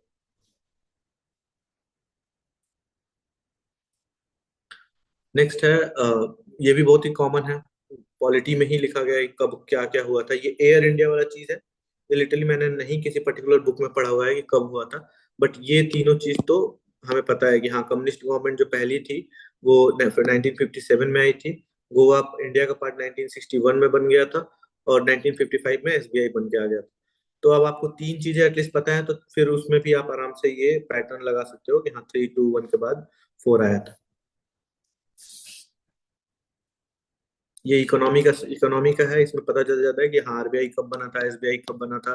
ये चीजें तो आपको पता ही होनी चाहिए। पर्टिकुलरली गोवा वाला ये चीज आपका आ जाता है। आप गोवा हो गया, पर्टिकुलर कोई और इम्पोर्टेंट स्टेट हो गया जो हमने एक्वायर किया था, वो आपको पता होना चाहिए किस अमेंडमेंट एक्ट से लिया गया था और कब लिया गया था। सबसे ज्यादा इजी क्वेश्चन है, 92 है। ये राइट टू प्राइवेसी के बारे में बात कर रहा है। ये कम से कम कुछ नहीं तो 3 से 4 बार आ गया होगा पेपर में। इधर इधर भी आया था, 23-22 में भी आया था, इससे पहले भी आ चुका है, अभी 18 में भी आ चुका है। तो प्रीवियस ईयर क्वेश्चन एक या दो क्वेश्चन एटलीस्ट, मैंने तो ऐसे कई बार ऐसे देखा है कि दो दो तीन तीन क्वेश्चन डायरेक्ट वैसे के वैसे ही डाल देते हैं यूपीएससी क्वेश्चन में। लेकिन एक दो क्वेश्चन तो 100% डालना है लास्ट के 5 इयर्स में से उठा के। तो लास्ट के 5 ईयर पीवाईक्यू वैसे भी बहुत ज्यादा इंपॉर्टेंट हो जाते हैं। ये हमें पता है कि राइट टू प्राइवेसी जो भी है वो आर्टिकल 21 में है, बहुत ही ईजी है। नेक्स्ट है एमएसपी के बारे में पढ़ रहे हैं।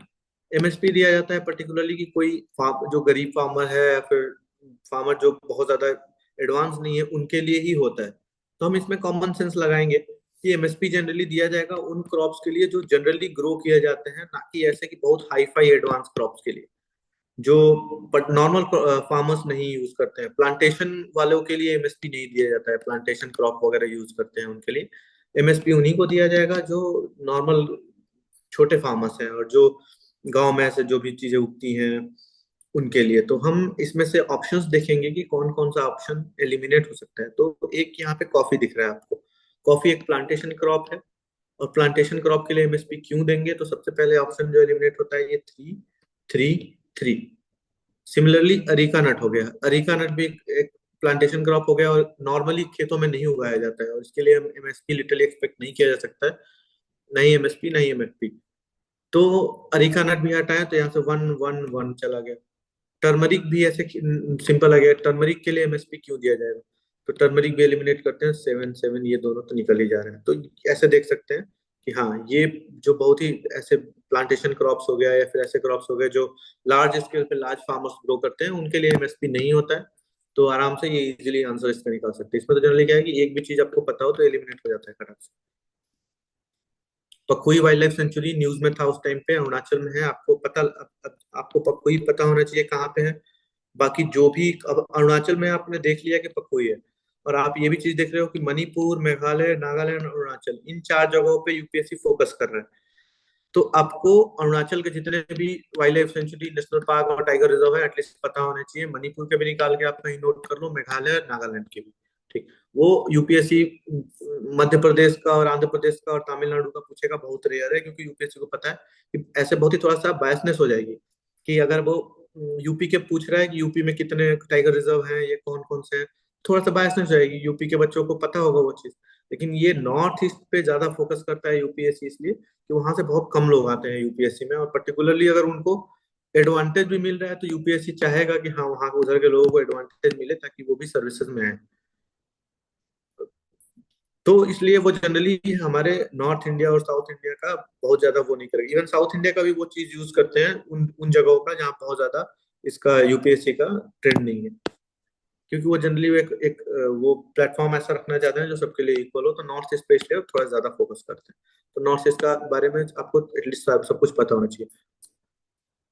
अगर आप पर्टिकुलरली कोई सेंचुरी के बारे में पढ़ रहे हो या फिर नेशनल पार्क के कुछ सेंचुरी पढ़ रहे हो, बायोस्फीयर रिजर्व, तो वहां पे कोई ऐसी चीज मिलती है जो यूनिक है, वहीं का है और इंडिया में कहीं नहीं मिलती, वो बहुत ज्यादा इंपॉर्टेंट हो जाता है यूपीएससी के एंगल से।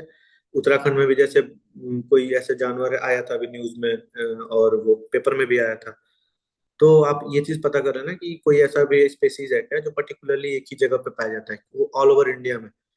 तो वो चीज बहुत इंपॉर्टेंट हो जाता है, जैसे वाइल्ड एस हो गया, लायन हो गया, ऐसी चीजें। नेक्स्ट है पीएसएलवी और जीएसएलवी का डिफरेंस पूछा हुआ है। तो पहला है PSLV launch the satellite useful for earth resource monitoring, where GSLV are design mainly to launch communication satellites. ठीक, polar satellite launch vehicle, geostationary satellite launch vehicle. तो जियो स्टेशनरी का मतलब ही हो जाता है कि ऐसी चीजें जो लिटरली स्टेशनरी हो, यहाँ अर्थ है वो स्टेशनरी है, और कोई भी किसी भी चीज को स्टेशनरी रहने के लिए उसको अर्थ से बहुत दूर जाना पड़ेगा, तभी जाके वो स्टेशनरी रह पाएगा सबके लिए हर एक पॉइंट टाइम पे। अगर वो नजदीक रहेगा तो वो स्टेशनरी नहीं रह जाएगा। तो जनरली हम ये देखेंगे कि अर्थ रिसोर्स मॉनिटरिंग के लिए जो चीजें यूज होती हैं वो ऐसी चीज होती हैं जो अर्थ के क्लोज में, और जो कम्युनिकेशन के लिए जो चीज होती वो यूज होती है वो इतने दूर पर रहेगी कि वो काफी दूर की चीजें कवर करे। अगर हम अर्थ के जस्ट ऊपर यहाँ कम्युनिकेशन सेटेलाइट कर देंगे तो वो सिर्फ ये एरिया कवर करेगा, और कोई चीज हम यहाँ रखते हैं तो वो ज्यादा लार्ज एरिया कवर करेगा। तो ये चीज कहीं ना कहीं फर्स्ट वाला ऑप्शन सही होता है कि हाँ ये चीज सही है। सेकंड ऑप्शन है satellite launched by PSLV appear to remain permanently fixed in the same position as viewed from the particular location on earth. तो ये जियो सिंक्रोनस का मतलब ही क्या होता है कि अगर वो अर्थ से सिंक्रोनस में है तो एक ही पॉइंट पे ऐसे स्टेशनरी टाइप दिखेगा। ये इन्होंने उल्टा लिख दिया ना, इन्होंने GSLV का जो है डेफिनेशन उन्होंने उठा के यहाँ डाल दिया। तो ये चीज हमें पता होना चाहिए कि हाँ इन्होंने डेफिनेशन स्वैप कर दिया है, तो ये चीज तो ऐसे गलत हो जाएगी सेकंड वाला। और थर्ड वाले में ऑप्शन ज्यादा क्या है कि ये फैक्ट के साथ गेम खेल देंगे, जहां भी फैक्ट आ जाता है थोड़ा सा हम डाउटफुल हो जाएंगे कि हाँ ये गलत हो सकता है। तो एक बार थर्ड और सेकंड दोनों ऑप्शन को हटाते हैं तो फर्स्ट ऑप्शन बचेगा। इसमें भी आपको नॉलेज पूरी होनी चाहिए, ये न्यूज में रहता है PSLV GSLV। और ये क्वेश्चन आपने देख लिया तो आपको ये समझ में आना चाहिए कि जो जनरल चीजें हैं उन पे यूपीएससी बहुत कम फोकस करता है, और जनरल चीजें हम बहुत इजीली निकाल सकते हैं अगर हम PSLV का डिफिनीशन, उसका word use polar satellite launch vehicle, geostationary satellite launch vehicle, इसका हम डेफिनेशन भी निकालें तो हमें ये चीजें इजीली पता चल जाएगा। पर ये 4 स्टेज है कि 3 स्टेज है, फर्स्ट स्टेज में क्या यूज करता है, सेकंड स्टेज में क्या यूज करता है, ये चीज फैक्चुअल है। तो आपको जब करंट अफेयर पढ़ना है तो इस चीज पे ज्यादा फोकस करना है, ये वाली चीज तो आपको ना देखो तो भी चल जाएगा आपका, ये कॉमन सेंस से आ सकता है।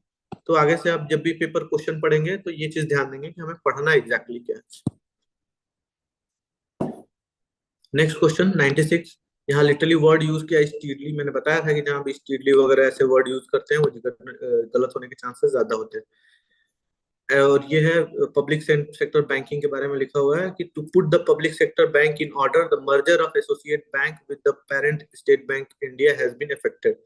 ठीक है, तो इसमें बहुत सारे ऐसा हुआ है, ये करंट अफेयर का है, हमें पता है कि बहुत सारे बैंकों को मर्ज किया गया है। तो ये चीज उस टाइम पे करंट अफेयर का पार्ट था, तो ऐसा हुआ। और ये वाला चीज है कि स्टेडली इंक्रीज कर देगा लास्ट डिकेड में, या हुआ था, ये गलत है, तो जनरली इसको कट कर देंगे, आंसर 2 आएगा। थर्ड है GST उस समय न्यूज में आती है, ये भी करंट अफेयर का क्वेश्चन है। GST जस्ट आया था उस टाइम पे, तो उस टाइम पे ये बहुत, अभी क्वेश्चन आए GST से बहुत चांसेस कम है। बट ये क्वेश्चन पूछ रहा था कि which of the following are exempted. Exempted क्यों रहेगा GST में से कोई चीज, वो जो चीज बहुत ज्यादा फायदा अर्न कर रही है उस पे तो GST वो लगेगा ही लगेगा, जिससे किसी को पर्टिकुलर बहुत ज्यादा नुकसान नहीं हो रहा है। पर किसी पुअर फार्मर पे GST लगा दे तो वो थोड़ा सा इनह्यूमेन हो जाएगा। तो चीजें एक्सेप्शन गवर्नमेंट उन्हीं चीजों को रखेगी जो बहुत ही ज्यादा पुअर्स एंड ऑल है। तो सबसे पहले न्यूज़पेपर कंटेनिंग एडवर्टाइजमेंट, न्यूज़पेपर अच्छा खासा एडवर्टाइजमेंट कर रहा है, पैसे कमा रहा है, GST देना ही बनता है, तो ये चीज तो ऑप्शन है कि हाँ इस पे तो लगेगा, ये एग्जेम्प्टेड नहीं होगा। फिश को प्रोसेस करके कैन में बंद करके बेचा, ये पर्टिकुलरली कमर्शियलाइज किया। ठीक, इन दोनों में कंफ्यूजन है, तो आप जब पढ़ोगे GST वाला चीज तो उसमें लिखा हुआ है कि ये सेरेल ग्रेन्स है जो हल किया जाता है, ऐसे उसको मशीन से यूज वो करते हैं, सेपरेट करते हैं, वो फार्मर अपने घर पे करता है अपने लेवल पे, वो कोई बहुत ज्यादा कमर्शियलाइज चीज नहीं है, तो ये एग्जेम्पशन होगा ही होगा। अगर चिकन एग्स कुक्ड हो जाएंगे तो क्या उनको GST उस पे लगेगा, ये भी बहुत ही थोड़ा सा कॉन्ट्रीवर्सियल है। तो 1 और 2 ऑप्शन यहाँ पे कहीं नहीं है कि 1 और ये दोनों तो नहीं ही होंगे, ये हमें पता है। तो 3 और 4 हटा दो तो ये गया, ये गया, ये गया, ऑप्शन बच ही रहा है 1।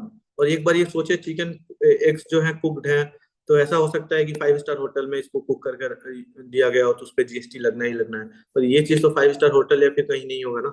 तो जनरली ऑप्शन 1A बचता है कि सेरल ग्रेन्स जो होंगे वो उस पर नहीं लगेंगे। 98 क्वेश्चन है, the definition of critical wild life habitat is incorporated in the forest right act. ठीक है, हमें नहीं पता, हम वो करके रखते हैं, होल्ड करके रखते हैं। For the first time in India Baigas have given habitat right, correct का क्वेश्चन है, उस टाइम पे दिया गया था, तो इसको भी होल्ड करके रखते हैं, हमें पता है कि नहीं पता है। फिर थर्ड क्वेश्चन है, मिनिस्ट्री ऑफ इन्वायरमेंट डाल दिया इसमें, तो मैंने बोला था कि मिनिस्ट्री की बात करेगा तो वो गलत ही गलत होगा। ये मैंने देख लिया, आपने 50 क्वेश्चंस में भी 2-3 क्वेश्चन ऐसे आए कि डायरेक्ट आंसर निकल आया गलत होने से। अभी ऊपर भी आपने देखा, यहाँ भी सेम है, यहाँ भी सेम है, मिनिस्ट्री वर्ड यूज हो रहा है कि मिनिस्ट्री ऑफ इन्वायरमेंट के अंडर में है, इनके अंडर में, वो चीज गलत ही हो रहा है। तो ये ऑप्शन गया, ये ऑप्शन गया, ये ऑप्शन गया, ये दोनों सही है। अब ये चीज यूपीएससी ट्रेंड बदल दे 2025 के क्वेश्चन पेपर में तो कहा नहीं जा सकता, पर अभी तक का जो मैंने देखा है 23-24 को बहुत अच्छे से एनालाइज नहीं किया है, वो एनालाइज करके ही बताऊंगा आप लोगों को। तो अभी तक मैंने देखा है तो इन्वायरमेंट को जहां भी मिनिस्ट्री वर्ड यूज आता है, या फिर मिनिस्ट्री वर्ड नहीं कह रहा हूँ, कुछ भी पर्टिकुलर चीज बताता है कि ये इस मिनिस्ट्री ने किया है या इस मिनिस्ट्री के अंडर में आता है, तो वो रॉन्ग होने के चांसेस बहुत हाई हो जाते हैं। Next, which of the following spread plant disease, plant is कौन कौन से स्प्रेड कर सकते हैं, तो विंड निगेट कर ही नहीं सकते, हो सकता है विंड से फैल के चला जाता हो, रेन से भी जा सकता है, डस्ट से भी जा सकता है, बर्ड भी लेके जा सकती है, इसमें किसी को भी कट नहीं कर सकते कि ये नहीं लेके जाएगा, तो आंसर इसके चांसेस होंगे कि डी होगा। नेक्स्ट 100 नंबर क्वेश्चन है, यहाँ भी ये मिनिस्ट्री यूज किया है, तो मैंने जनरली इसको हटा ही दिया है कि हटाई दो। वन गया बचा 2 और 3, 3 ओनली। 3 तो प्रॉपर सही है। आपको सेकंड में देखना है कि अपीडा फंक्शन करता है कि नहीं, सेक्रेटरिएट फॉर दिस एनपीओपी। आपको पता है तो ठीक है, नहीं तो आप थोड़ा सा एक बार रिस्क लेना पड़ेगा कि ऑर्गेनिक फार्मिंग के लिए यूज होता है कि नहीं। आपने थोड़ा सा भी पढ़ा हुआ तो पता चलेगा कि ऑर्गेनिक फार्मिंग में अपीडा का बहुत ज्यादा इंपॉर्टेंट रोल होता है, करता है, तो इसका आंसर हो सकता है कि 2 सही हो। ये तो बहुत ही करंट अफेयर का न्यूज था, उस टाइम पे सिक्किम फर्स्ट ऑर्गेनिक स्टेट बना था, फुली ऑर्गेनिक स्टेट, तो ये करंट अफेयर का ही न्यूज है। और करंट अफेयर में आप ये चीज पढ़ोगे तो ये चीज कहीं ना कहीं पढ़ोगे ही, ये चीज आएगा ही आएगा। तो थोड़ा सा आप जो भी चीज पढ़ रहे हो करंट अफेयर में ध्यान से पढ़ो। कोई पर्टिकुलर बॉडी आ रही है उसके बारे में अच्छे से पढ़ो, वो किसके अंडर में आती है, वो क्या काम करती है। मिनिस्ट्री आ रहा है तो एक बार आप देख लो कि हाँ ये मिनिस्ट्री आ रहा है कि आ रहा है, तो डबल कंफर्म करने की जरूरत नहीं पड़ेगी। आपने देख लिया कि मिनिस्ट्री पे क्वेश्चंस आ रहे हैं कि ये मिनिस्ट्री के अंडर में ये है और ये मिनिस्ट्री के अंडर में ये है। तो ये तो मैंने डिस्कस कर लिया। अभी 19 वाला क्वेश्चन पेपर मैं आराम से डिस्कस करूंगा, थोड़ा सा इसको एनालिसिस करके एक बार फिर से। तब तक आप जो भी डाउट्स हो एक बार थोड़ा सा शॉर्ट में आप लोग क्लियरली पूछ सकते हो। हाँ, अगर किसी को डाउट है तो थोड़ा सा जल्दी पूछ सकते हो आप लोग। कुछ भी कन्वर्सेशन करना है सर के साथ, या कुछ भी बात करनी है, या कुछ शेयर करना है, या कुछ भी पूछना है, तो आप पूछ सकते हो। Hello sir. Hello Sam.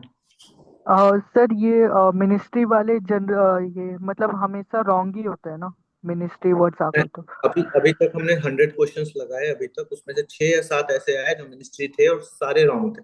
आगे अगर ऐसा कुछ होता है कि मतलब जो पैटर्न चेंज दिखता है मुझे कुछ भी, तो मैं सबको बता दूंगा एक बार कि ऐसा हो रहा है, प्लीज बी वेयर।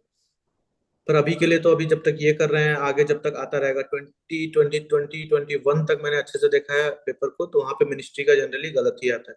मैं आगे भी एनालाइज करूंगा, कुछ भी चेंजेस होगा तो मैं लिटरली शेयर कर दूंगा। इवन मेरे को लगेगा कि सबको शेयर करना है, सबको पास पहुंच नहीं पा रहा है, सभी वीडियो में आ नहीं पा रहे हैं, नहीं देख रहे हैं, तो मैं लिटरली नोट्स बना के शेयर कर दूंगा कि ये चीजें मैंने बोली थी, ये चीज पे थोड़ा ध्यान देना है कि ये चीज चेंज हुआ है। Okay sir, thank you very much. Welcome. Guys, और किसी को डाउट है कुछ, या फिर हम सेशन एंड करें यहाँ पे?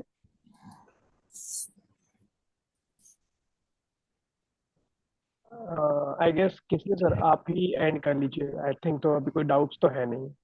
ओके गाइस, अभी तो सेशंस चलते रहेंगे 2019 से लेके अभी 24 तक के पूरे पेपर हम आराम से करेंगे, तो आप लोग ज्वाइन करते रहना।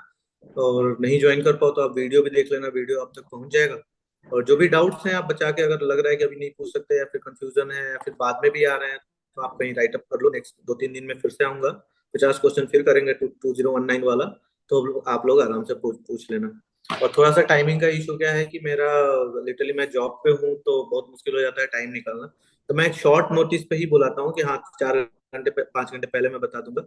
और हो सकता है ऐसा कि मैं लिटरली इस टाइम पे भी कुछ ऐसा इमरजेंसी आ जाए तो लिटरली कैंसिल करना पड़ सकता है, पर लिटरली मैं कोशिश करूंगा कि जितने जल्दी हो पाए चीजों को मैं कवर करूँ। और आप लोगों को एटलीस्ट मैं कोशिश करूंगा कि अप्रैल एंड तक या फिर अप्रैल मिड तक ही सारे पेपर्स खत्म कर दूं, ताकि आपको और टाइम मिले थोड़ा सा खुद से एनालिसिस करने के लिए, और कैसे पढ़ना है, क्या पढ़ना है। और जो भी आपके डाउट्स हो कि क्या कैसे पढ़ाई करनी है या फिर क्या पढ़ना है, क्या इंपॉर्टेंट फोकस करना है, शॉर्ट में आप क्वेश्चंस रेडी करके रखना। नेक्स्ट टाइम जब भी आ जाएंगे तो हम लोग कैटर करेंगे। अभी के थैंक यू लिए सो हाँ, thank you so much, thank you so much ठीक सर। है। इसी तरीके से सर आपके प्लान के हिसाब से हम सारे पेपर्स क्लियर कर लेंगे, ताकि बच्चों को काफी हेल्प हो जाए। जी जी बिल्कुल। Thank you so much sir. चलिए, good night everyone. Thank you so much sir. Good night. Thank you so much sir. Thank you sir.